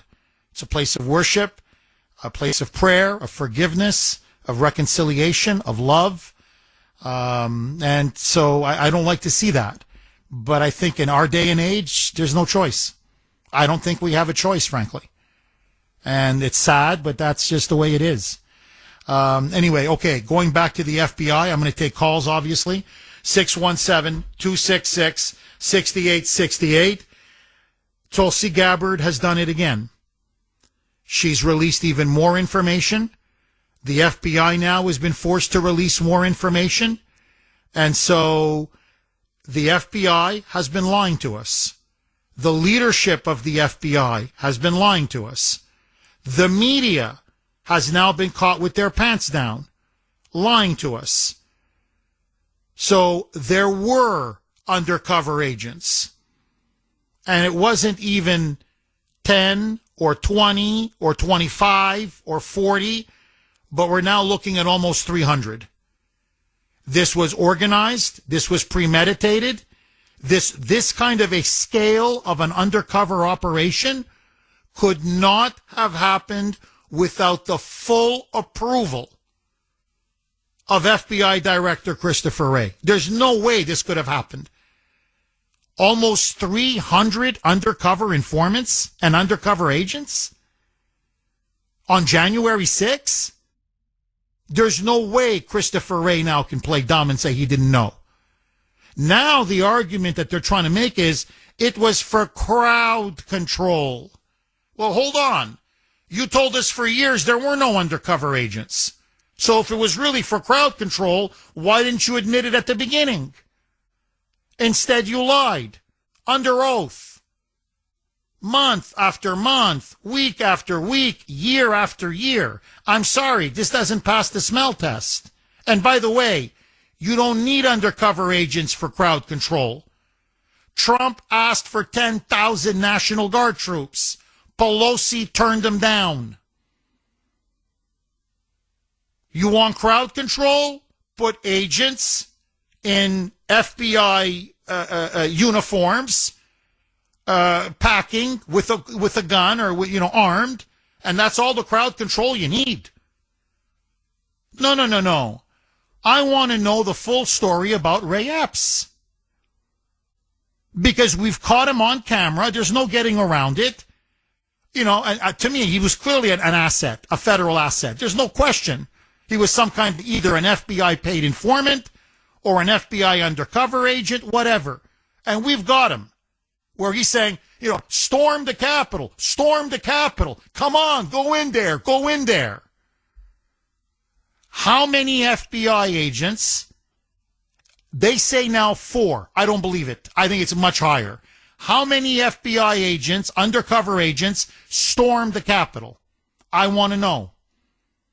How many of them broke windows to get in? I want to know. How many of them opened the doors from the inside and waved them in? I want to know. How many of them pulled back the barricades and waved to say, go, go, go, go? I want to know. I want to know.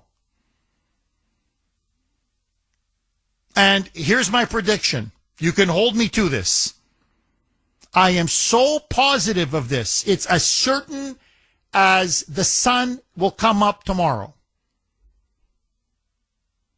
The FBI was neck deep, hell, eyeball deep in this false flag operation. They wanted to create chaos. They wanted to derail and disrupt that protest. They wanted it to turn violent. And that's why, and Pelosi knew, I guarantee you, and the leadership of the Democratic Party knew, there's no question. This was a deep state Democrat coordinated operation because the last thing they wanted was for the American people to hear Ted Cruz and Josh Hawley and Marsha Blackburn. They were all lining up to discuss and expose and debate the election corruption, the voter fraud that was in Michigan, in Georgia, in Pennsylvania, in Wisconsin, and then insist that go back to the state legislatures for them to debate whether the election was stolen and whether they should send a new crop of electors. They didn't want the American people to see how the election was stolen in 2020. And so they had to disrupt the proceedings by essentially creating a riot.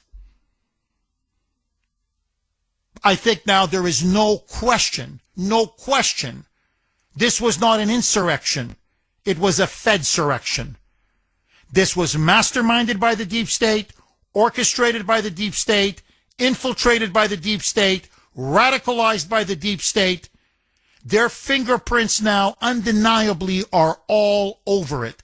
And you now have the sworn testimony of FBI agents who say we shouldn't have been there. We were used as political pawns. You sent us there to create trouble and create chaos. Why? Why? This is one of the biggest stories in American history. And all of a sudden, a lot of it got blown off the news cycle because of what happened yesterday, obviously, in Grand Blanc, Michigan. But the media should not let this story go. Or let me correct that. The honest elements of the media, because the media are a bunch of liars and a bunch of cheap propagandists, okay? So you're never going to get the truth from them. But talk radio should be driving this.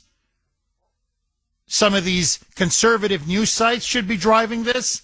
And I hope to God there's at least some people of integrity at Fox. I know Newsmax is not letting this story go, to their credit. Hopefully some people at Fox have enough integrity to push this story. And now Christopher Wray has to be asked the all-important question. What did you know, and when did you know it?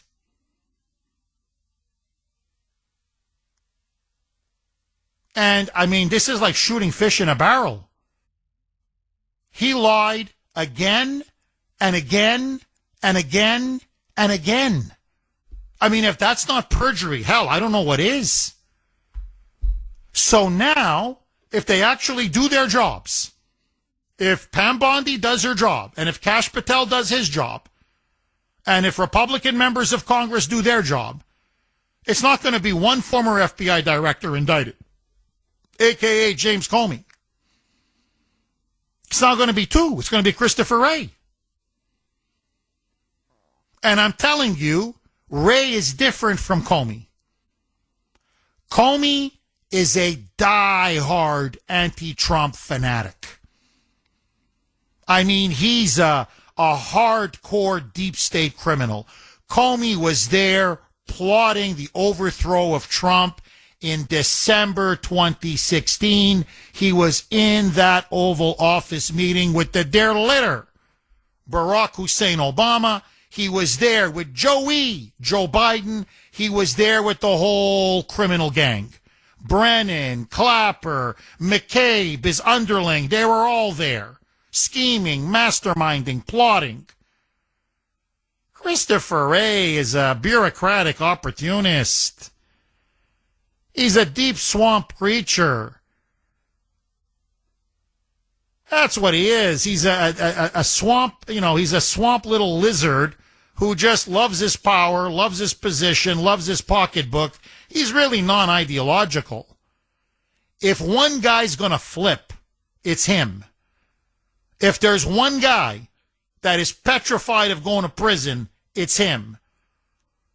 I think it's now time to pay him a visit and say, who else knew? Because I'm telling you, the answer is going to shock people. Pelosi knew, I guarantee you. Jim on Messenger makes an excellent point, saying, Jeff, did then Vice President Mike Pence know? Jim, that is a great point. 8:50 now on the great WRKO. Jeff Kuhner, Boston's bulldozer, cleaning up the liberal bull. Okay, bombshell of all bombshells. FBI now admitted, they're now admitting through internal documents that have now been released, disclosed, that over 250, almost 275, 274 agents to be exact, were used as undercover agents, informants, to infiltrate January 6th and to subvert it and to radicalize it. All the while, Christopher Wray lied under oath, saying he knew nothing, that there were no FBI agents ever involved, and that he knew nothing about any FBI undercover operation. We now know that was a blatant lie. And he did it under oath. It's perjury. It's perjury. It's black letter, straight up perjury. And so now the question is, who else knew? Who else knew? And what exactly did these FBI agents do? As I said before, and I want to repeat it, every single one of these agents, to be fair, many of them are complaining that they were forced to do this and blasted the FBI leadership, saying you have been co-opted by the Democrats, you have been infected by liberal political ideology, you are out on a jihad to get Trump. In fact, they went even further. Many of them said, you are letting people who committed all kinds of violent crimes by Black Lives Matter during the summer of 2020 and by Antifa. You are not investigating, you are not prosecuting. But you have gone on a witch hunt against anybody remotely associated with January 6th, as the FBI agents themselves said in these internal emails and documents and complaints. The FBI no longer is about equal application of the law. So the FBI themselves, these on-the-ground agents, are saying the FBI has become politicized, and it has now become a weapon to be used by the Democrats against Trump and his supporters. And yes, they subverted January 6th, they orchestrated January 6th, and they were the ones who ultimately bear responsibility for January 6th. We were lied to. The whole country was lied to. And what about the J6 committee? You're going to tell me that Liz Cheney knew none of this? Jamie Raskin knew none of this? The crier? You know, the guy that kept crying, that phony Republican. What, he didn't know any of this? Adam Kinzinger? My country, what's happened? You liar, you phony, you fraud, you. Benny Thompson, that whole gang. They didn't know about these files? They didn't know the FBI kept all this hush-hush? No? As Trump said, this is a massive scandal, and it should lead to massive arrests. Agree, disagree? Let's go to Kirsten in New Hampshire. Thanks for holding, Kirsten, and welcome. Hey, Jeff. Hi, Kirsten. Your favorite J6 are here. You know, I thought about you this weekend. I did. I thought about you. And how they destroyed crazy. you and put you in prison and persecuted you and ruined your life and did everything they could to, I mean, they hounded you. And how many like you? And now it turns out that the FBI was up to their eyeballs in January 6th. It's stunning. It's shocking. It really is. Few things shock. This shocks. Kirsten, what's your reaction upon finding out all of this? Well, to be honest, I think we've been screaming it from the rooftops for 4.5 years, and we got called conspiracy theorists. Our family and friends walked out on us. They told us there was no way the government would do this. And, as far as I'm concerned, now it's even more severe. I mean, it shows entrapment. Our own government entrapped us. There's been no justice besides a pardon. That still doesn't clear the record. Our lives are still ruined. Our reputations are gone. I mean, you Google our names, and that's there for life. I think that Comey shouldn't have been able to turn himself in all nicely. I mean, where were the 4 a.m. raids and, guns pointed at their kids and beating down people's doors and hunting us down like savage animals? What's going to happen to them? Kirsten, there's not much you can undo when it comes to the past, right? The past is the past. You can make amends for the future. In other words, things that were done to you there could be some ways to try to make amends. What would you like to see happen? No one can take that time back. The time that you spent in jail, how your life was ruined, the stress, the anxiety, the misery, the persecution, the harassment, what it did to your family, what it did to your relationships, the friends. No one can take that back. That's done. So, moving forward, what would you like to see happen? What would many of your fellow J6ers like to see happen? Accountability, and we would like the narrative to change within the public eye. And most definitely, every J6er deserves compensation. I mean, our lives have been ruined, and unfortunately, we can't change the past, but they need to somehow make it right, and they are going to have to compensate all of us. I mean, you see people sue for $15 million for defamation. I mean, defamation is just the very beginning of what they've done to us. Prison time, ruining our families, divorces, can't get jobs. I mean, they have completely ruined our lives, and unfortunately, there's only limited ways that they can change it. But I think that it would make a big difference to all of us to see accountability and to see these people in jumpsuits and in prison like they did to us. Kirsten, when you think back, and maybe you don't want to, and I understand, and so I won't take it personally if you don't want to engage with me, because I am getting very personal now. And so if you don't want to answer this, I understand, I promise. But when you go back to that fateful day, if your mind can just go back, when you look at it now from this lens, and I know you suspected that the feds were involved. I said the feds were involved. You said the feds were involved. But now we have 1,000% proof, incontrovertible proof. There's no getting around it now. And the scale of the involvement was much bigger than anybody imagined. Honestly, we were thinking 40, maybe 50 agents tops. That was 274. And that's only what we know of. This could be even bigger.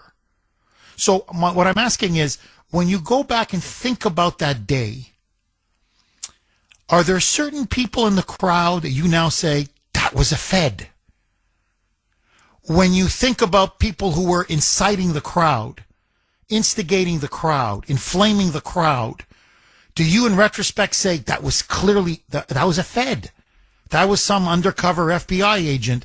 In other words, in your mind, do you picture FBI agents now doing and saying things? Obviously they were in plain clothes, but when you look back, has it changed your view or the prism that you look at that event now in retrospect, knowing what you know now? I mean, that we thought it was suspicious, people changing clothes behind bushes, people, come on, climb the wall. I mean, we knew that there was Antifa mixed in. We had a feeling that they were feds, but absolutely. I mean, it now, of course, for everybody, all the J6ers, we've all been talking about it. I mean, now they're pointing out, they're going back to their videos and they're like, I knew it. Like, this guy was inciting us to go in. And, you know, we always thought that it was the feds that were handing out the bats and stuff out the window. So, yeah, I mean, it's just crazy to think that this was allowed and that all these people lied about it for all this time and, you know, destroyed our lives, and for 4.5 years have just been hiding. And I'm sorry, but the officers that are even coming out now, think about it, Jeff. They had 4.5 years to come out. And they're only coming out now because they want to try and save themselves. They did not have to do it. They take, you know, an oath, foreign or domestic. They did not have to participate that day, and they still did it. Well, not only that, as Trump pointed out in his Truth Social, using these undercover agents, these, you know, informants, so-called informants and undercover operatives, to infiltrate, you know, a protest is against the law. It's against the rules, the protocols, the regulations of the FBI. That's why Ray was so, you know, adamant in denying any knowledge, because it would get him fired on the spot. It's against the law and could land him in legal jeopardy. Ray Epps. I've got to ask you, Kirsten, about Ray Epps. I know there are many others, but Ray Epps. People the night before January 6th, they were calling him out, Fed. He was, the night before, he was saying, we got to storm the Capitol. And there he was on January 6th, waving that bloody shirt, saying, come on, get in there, scale the wall, storm the Capitol, come on, we got to take the Capitol. Ray Epps, was he an FBI undercover agent? I full-heartedly believe so. You know, I think that's why he had all these death threats and he went on the news and he was trying to sue people. I mean, that's why he got probation, supposedly. I mean, there's a lot of even J6ers that we think were FBI informants, that cases have been sealed. They turned against their co-defendants. I think when the truth all comes out, which shame on Speaker Johnson for not releasing all the footage that he promised when he got that position. But I think that now that Trump is posting all of this and demanding the names and all the information, I think the American people are about to be shocked at what they're going to learn, at the whole truth about that day, who was involved, who was an informant, and all the destruction that they caused. Kirsten, I know you want everybody to be held accountable, and so do I, okay? So please don't take this question the wrong way. But, you know, that's not life. I wish it was, but it's just not. And so I've said, for example, over COVID, I said the guy I really want is Fauci. I want everybody, but the guy I really want is Fauci. If there's one person that you say, Jeff, they got to get this guy, or gal, they got to get this person. This person must be held accountable. This person must pay and go to jail. Who would that be in your view and in the view of most J6ers? Oh, God, that's a lot. But I guess I would have to say Nancy Pelosi would be at the top. I believe that this was completely orchestrated by her. I mean, she somewhat admits it in some of her videos. I think that her daughter being involved in everything she recorded, being involved with the Proud Boys, I think it was a much deeper setup. But most of all, I would say I want Lila Morris and Michael Byrd for the killing of Ashley Babbitt and Roseanne Boylan to be held accountable. Kirsten, God bless you. God bless you. And you've been completely vindicated. Completely vindicated. And I hope you let every family member and friend of yours know that. Kirsten, God bless you again. 617-266-6868. I want to go to the phones. The phones are jammed, but I just want to say this, okay? I have to say this. And again, I know I overuse it, but again, it's just appropriate. I'm bearing my soul to you now like I'm in the confessional, okay? To be brutally honest. I don't know how you can be an FBI agent, and I'm happy they're coming out now. I mean, better late than never. But these people spent years of their lives in jail. Many of them in horrible conditions, horrific conditions, solitary confinement. Many of them were beaten by guards. I'm sorry, it's in the morning, it's a morning show, but, made to basically, sit in their own urine and their own feces. I mean, they were tortured. Many of them were tortured. And their lives were destroyed. Their marriages were destroyed. Literally, you have families that disowned their father or their mother because of this. Their own children won't speak to them. When they lost their jobs, they lost their careers, they lost their reputations, they lost their freedom. And you know that they were set up. You know that they were framed. You know that you were involved in infiltrating it and turning it into a, what do you want to call it, a riot or whatever it was, whatever, that you instigated the storming of the Capitol and that these are innocent people that should not be in prison. How do you live with yourself? Like day in, day out, to Christopher Wray, to Nancy Pelosi, I could go on and on. They knew. They knew. And you get up every morning and you have breakfast and you travel and you put on $2,000-$3,000, suits and clothes and you eat at the finest restaurants and, and then you go on speaking tours and you, or if you're the Pelosi's, you make massive insider trading moves and you're filthy rich and you eat at the best steakhouses and just to go after Trump. Mothers, fathers, grandmothers, grandfathers, ordinary decent people, you frame them and you set them up and they're innocent and their lives have been utterly ruined. You got ice water in your veins, man. I mean, I'm sorry, you have no conscience whatsoever. And these are the people running our country. I mean, I know now with Trump, we got a change in leadership and better people in positions of power, but this is Washington. Like, remember this. This is the deep state. This is the swamp. Don't forget this. These are fellow Americans, man. 617-266-6868. I don't know. Honestly, after a while, I don't know what to tell you. Except throw the book at him and get to the bottom of it. I hope Trump follows through. They get to the bottom of it. And you know how you get to the bottom of it? Put every FBI agent that now was involved, put them under oath in front of a congressional committee. It's the first step. Sunlight is the best disinfectant. Let them come out. Let their testimony be heard. Let the whistleblowers be heard. And how the media is going to spin this one. Well, they're going to claim crowd control. Yeah, good luck. Good luck. Good luck with that one. So again, another conspiracy theory proven one, not 100, 1,000% accurate. Veronica in the Freedom State, Florida. Thanks for holding, Veronica, and welcome.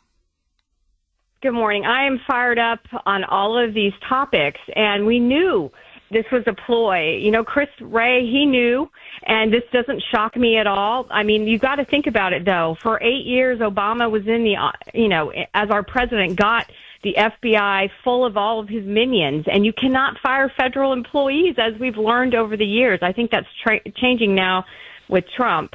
But and Pelosi knew they all colluded. So this is part of their script.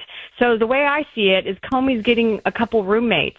And, I hope it's Liz Cheney and I hope it's Christopher Wray, because God bless the J6er that called in. I've been praying for these people, fighting for these people, and they do need compensation, not to mention all the ones that committed suicide because of the pressure. So enough is enough. And my worry is, are we going to be able to change these total TDS people that think that this was, that J6 was real, because they still exist, even when you start putting out the facts, Jeff. Well, Veronica, you're clicking on all cylinders. I want to ask you this. And again, if I sound too emotional, forgive me, but I've been dealing with J6 people for years, and I know what they went through, and it was something I want no human being, never mind a fellow American, to go through. You know that it still haunts me? This was maybe a couple of years ago. I can't remember exactly, but I was really in a rush.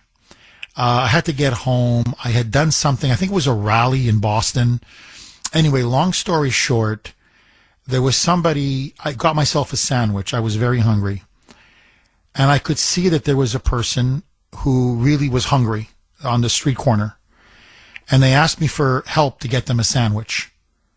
And I was in such a rush, I ignored the person. And I just got myself a sandwich, and I went on my way. And I swear to you, to this day, it bothers me. It really bothers me that I didn't buy that person a sandwich. That person was hungry, clearly hungry, probably a drug addict, but didn't ask for money. He wanted a sandwich. He said, "Can you please get me a sandwich? I'm hungry." And I didn't buy him a sandwich. I had the money. I could have bought him a sandwich. It bothers me. I'm telling you, it bothers me. And whenever I go back to Boston, I always go to that place. I hope that I'll see him so I can apologize and buy him a sandwich, atone for what I did. The reason why I'm saying this is it haunts me that I didn't buy a hungry person who probably was homeless a sandwich when that person asked for help. How the hell do you put people in jail? Hell, in solitary confinement. And destroy their lives, their marriages, their families, their friends, their careers, everything. And you know they're innocent. I swear to God, I would choke on my guilt. I'm serious. Like, that you would not have a conscience? And these are people I'm not talking not even the leadership. I'm talking about, and these are the people, the undercover agents. Like, what kind of people do we have in the FBI? Okay, if you're just joining the show, absolute bombshell. There's no other way to put it. The FBI now, in internal files, has now admitted that they secretly deployed nearly 300 FBI agents undercover on January 6th. In fact, 274 that we know of. In fact, many of these agents, under oath, in documents that they signed, were complaining to their FBI leadership. This is Christopher Wray, the guy who's denying any involvement in any of this, that they were used as political pawns to go after Trump, to frame Trump supporters, that the FBI as an institution could no longer be trusted, that it had become completely co-opted by radical Democrats and infected with what they said was a liberal political ideology, and that they were used to incite the crowd, to infiltrate J6, to radicalize J6, and to subvert J6. And over almost 300 FBI agents were used undercover, many of them inciting them to storm the Capitol. The question now is, what did Christopher Wray know? He was the FBI director at the time. When did he know it? Nancy Pelosi, who refused Trump's offer of 10 to 20,000 National Guard troops on that fateful day. What did she know, and when did she know it? And how widespread was this collusion between the deep state and the Democrats to frame Trump as an insurrectionist, resulting in over hundreds and hundreds, if not over 1,000 innocent J6ers being thrown into prison and their lives ruined. 617-266-6868. This is from Mark on Messenger, and as usual, I think he hits the nail right on the head. Jeff, what is even more concerning is that there were almost 300 FBI agents that were willing to go undercover against their fellow Americans. That itself, Jeff, is sickening to the core. You expressed my point exactly, Mark. My feelings. That's exactly how I'm like, you'd want to do this to your fellow Americans? What is wrong with you? This is from Marianne. She wrote me a long message, and a very well-written message, as usual, but I'm just going to read just some of the just to shorten it up. I'm just going to read parts of it. Jeff, these liberals who wholeheartedly believe the January 6th insurrection narrative, that this was all perpetrated by the Republicans, are never, ever going to believe, no matter what is put in front of their faces as proof. These people now that are coming out, these agents, could write them all personal letters and tell them what really happened, and they still won't believe it, and families will still not be mended, and friendships will still not be mended, because they will never, ever admit that their side could do such horrible things to people, no matter what. It was all the Republicans' fault. You know, Marianne, what you're describing is a fanatic, the mind of a fanatic, of a lunatic, like a crazy jihadist or an Islamic fundamentalist, as an example. You just show proof after proof after proof, and Allah, Allah. You can't convince them. You're right. For many liberals, Bill in Sudbury, he's going to die believing the lies of J6. That's his whole identity rests on J6. Let me just do one more, and then I'm going to go right back to the phone lines. And this is from Larry in Arkansas. He says reparations for J6ers. I agree.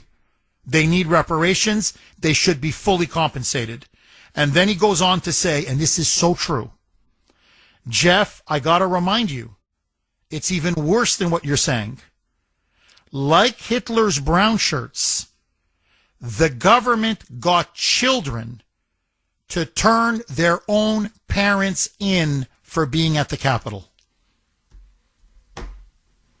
And in fact, there are some, I've talked about it before, literally, there are some high-profile cases where these were teenagers, 14, 15 years old, and they contacted them, the FBI did, and they said, you got to snitch on your father. And he didn't do anything. He was just at the Capitol, but he didn't enter the Capitol, he didn't storm the Capitol, he didn't do anything. But just for the crime of being there. And they actually gave that teenage boy a bugging device, and he was secretly taping his father in the house.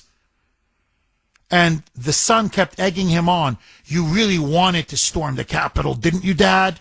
Didn't you, Dad? You didn't want Joe Biden to win, didn't you? Right, Dad? In other words, make him come across as a kind of insurrectionist. His own son was used by the FBI to frame and turn his father in. Ay, ay, ay. Ay, ay, ay. Moses in Long Island. Thanks for holding, Moses, and welcome.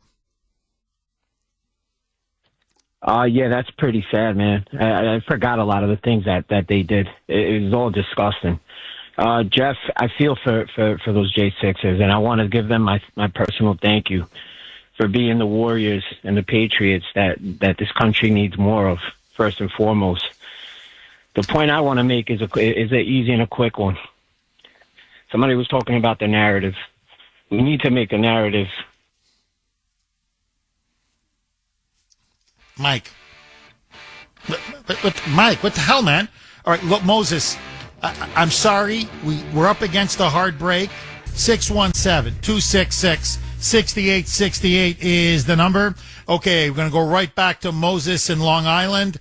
Mike, don't mind me. I'm just the host, Mike. I mean, why would you give me a countdown, Mike? Just to let me know when the break is coming? I mean, I'm just, hey, no, it's okay, Mike. I'm just the host. I'm not that important. Okay. Well, then I guess I just didn't hear it, Mike. Mike is insisting he did give me a countdown. All right, let's go right back to Moses in Long Island. Moses, please pick up where you left off. All right, come on, get it together, Mike. I'm just kidding, Mike. But listen, the point I was really trying to get to was is the fact that, right, let's make the narrative what it's supposed to be. And then I was telling you there's a saying, and I'm sure you've heard it before: if the right was doing the right thing, there'd be no left. And the reality is that I guarantee you there was so many of those filthy, dirty rhinos that knew about this as there was Democrats. And that's really the point I want to get to. All these situations, and it's not the left or the right. There's that uniparty. That's the only kind of way that you could pull something like this off. All right, we're talking about 300. I mean, honestly, to be honest with you, Jeff, I'm impressed. I'm impressed that so many FBI agents were there and that they kept it under wraps for this long. And if that doesn't show you how tight of an well-oiled machine that the deep state has, then what else will, man? That they were able to keep it under wraps for this long.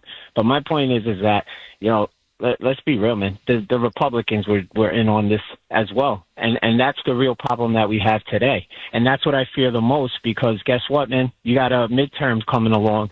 And we have a chance of losing the House. And we got to take care of business now.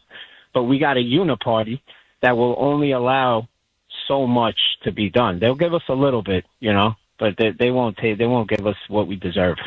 So that's what I want. That's what I really want, is for everybody to keep in mind that this wasn't just the Democrats.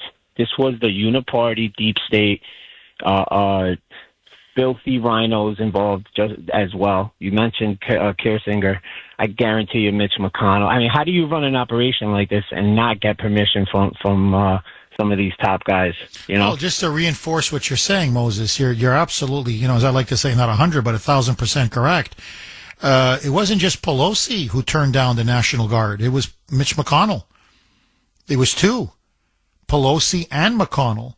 When Trump offered those 10 to 20,000 National Guard troops, both of them said, "Niet." They said, "Nein." No, absolutely not. So, and McConnell hates Trump just as much as Pelosi.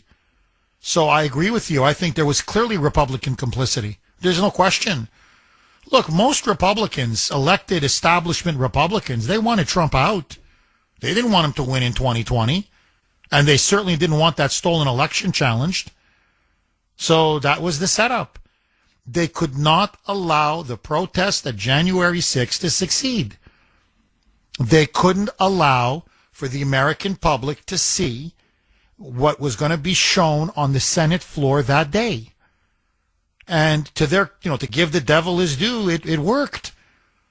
The so-called violence, the storming of the Capitol, and the media coverage and all the outrage, Ted Cruz and Josh Hawley and Marsha Blackburn, none of their cases, the evidence that they were going to show about how each of those four states, the key four states, were stolen, that never got presented to the American public and to the world.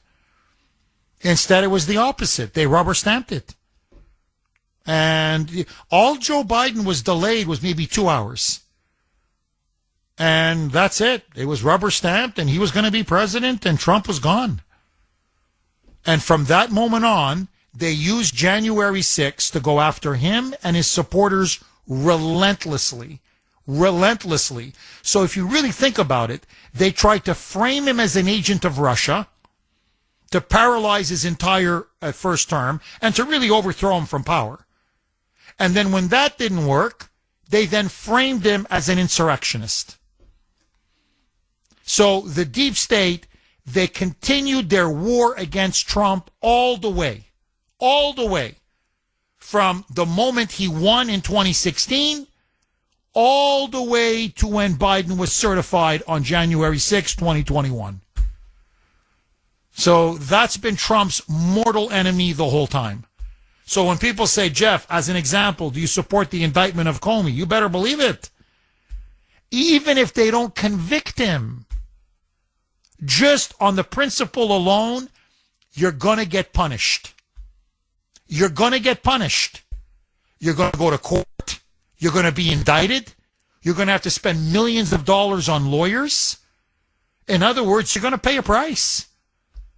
Because as Peter Navarro, who was falsely sent to prison, as he said last week, he said, if you don't start putting these people in jail, they're going to keep doing it over and over and over again because they think there are no consequences.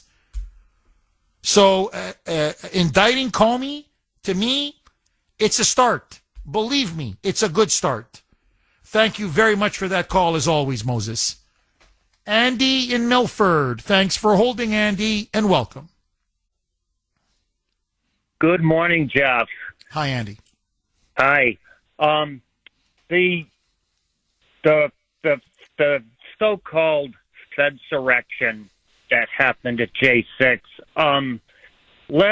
Let's call it what it was. It was a false flag. The FBI was used to suck our people into a false flag. I mean, this stuff that's come out, it's bore out that it was those FBI operatives that were causing the violence, breaking windows, and what that is called, Jeff, is that is called a false flag. And just to expand on this, we've all been talking about the why in the aftermath of the assassination of Charlie Kirk. Why hasn't there at least been a pause on the other side? You know, where is the humanity? And the reality is, Jeff, they are following a plan of fomenting, of weaponizing division and radicalizing the masses. And another part of that plan involves getting the blue cities and states to secede. And their goal is to make the country so ungovernable that they think that way they can drive Trump from power. I mean, this plan was on the boards leading up to 2020. And the only thing that prevented it from going forward then was the fact that they were able to steal 2020. Now, this plan, it's been referred to as the Podesta Plan. John Podesta, he leads the Center for American Progress. And this is not like a neatly titled document that you're going to be able to find on Google. But what John Podesta did is he hatched this whole undercurrent that they were going to weaponize division, they were going to radicalize the masses, and he actually colluded with James Carville to just drive this narrative that President Trump is a threat to democracy, a threat to democracy. I mean, they're not going to get off on that point. And I even saw a clip of Podesta. He, in so many words, he said it's not about winning elections, it's about winning the narrative. This is all about the narrative with them, Jeff. And they have not been able to win at the ballot box, so this is like the last thing they have left is to try to incite this violence. And really, Jeff, it is an insurrection. It's a rolling insurrection, but it is an insurrection. And final point, Jeff, President Trump has already gone in that direction with what he's done with sending National Guard to Oregon. He just needs to make it official and invoke the Insurrection Act of 1807. That's going to be the proper tool to shut down all of this madness. Well, you know, Andy, you put your finger on it. Look, he's got the National Guard now in Los Angeles. He's now sent it to Memphis. He sent it to Chicago. He's now sending it to Portland, Oregon because of Antifa, because they're burning buses and they're attacking ICE buildings. And he says, I'm not going to have a repeat of 2020. 617-266-6868 is the number. By the way, everything that Andy in Milford said was completely correct. There was a Podesta plan. It was a clear plan. Their strategy was, had Trump won he did win the 2020 election, but had the Democrats failed to steal the election, to be more accurate, that they were going to now just flood the airwaves with their narrative, with the eventual plan being that blue states like California, Oregon, Washington would secede from the Union and break up the United States. So everything that Andy said is completely true and verified, corroborated. Now, let me just make one quick point. A dear friend of mine, who I trust impeccably, has sent me a picture. He sent it about maybe an hour and a half ago. This is up in Maine. The license plate number has been blanked out, but clearly it's a Maine license plate. And on the back of this car, this is the bumper sticker: "Make assassinations great again." And my friend said, this is what we're fighting against. This is now what the Democrats have unleashed. That it's now gotten to the point, and I've never seen this in America before, ever. This was absolutely unheard of before Trump. Unheard of. To have bumper stickers openly calling for the murder and assassination of the President of the United States. It's a clear call for someone, finish what we started in Butler. Take this man out. Now, I don't know how you can unring that bell. That's a mind that is brainwashed. Frankly, it's a sick mind. It's a Bill and Sudbury mind that has been brainwashed, conditioned, propagandized to the point now that they have to put bumper stickers saying, "For God's sake, somebody kill him. Just kill him." That's why that shooting in Michigan took place. And that's why more left-wing terrorism is going to continue and continue and continue. And Trump is going to have to respond by putting more troops in more cities. 617-266-6868. Agree, disagree? Dave in Vermont. Thanks for holding, Dave, and welcome. Hey, bonjour, Jeff. Bonjour. How are you, my French friend? Comment ça va, mon ami? Very well. Very well.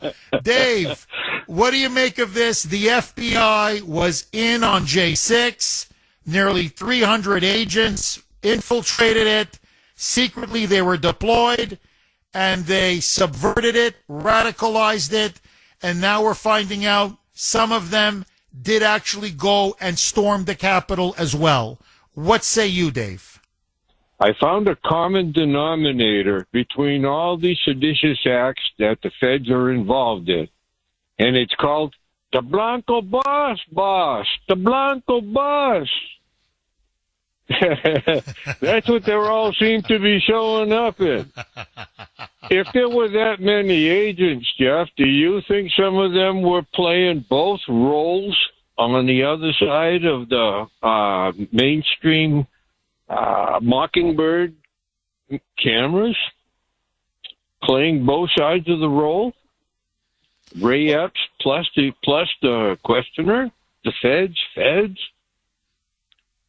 Well, you make a very good point, Dave. Look, many J6ers said we saw people changing clothes, like leading up to the protests or even during the protests. And they were like, why are they changing clothes? This is bizarre. And no, look, there's no question now. They wanted to go in there. They knew this was going to be a very successful protest. They feared that the American people were going to look at the evidence that was going to be shown, and they would say the Democrats and Biden stole the election. Trump is again right. He's telling the truth again. And they said there's no way that can happen.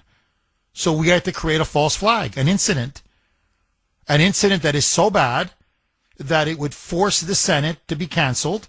That session, that session where the evidence, the speeches were going to be made and the evidence was going to be laid out. And they said, no, those speeches are never going to happen. That evidence is never going to be laid out. And we're going to certify Joe Biden. None of this is going to be kicked back to the state legislatures. And they executed their plan. I have to give them credit to a T. And I have to agree with Moses as well.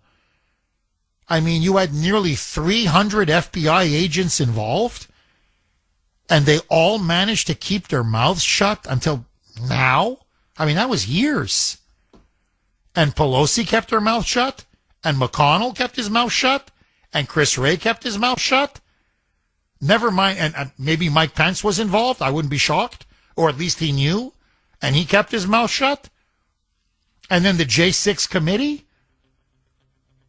they knew, they had to know about this. How could they not know about this?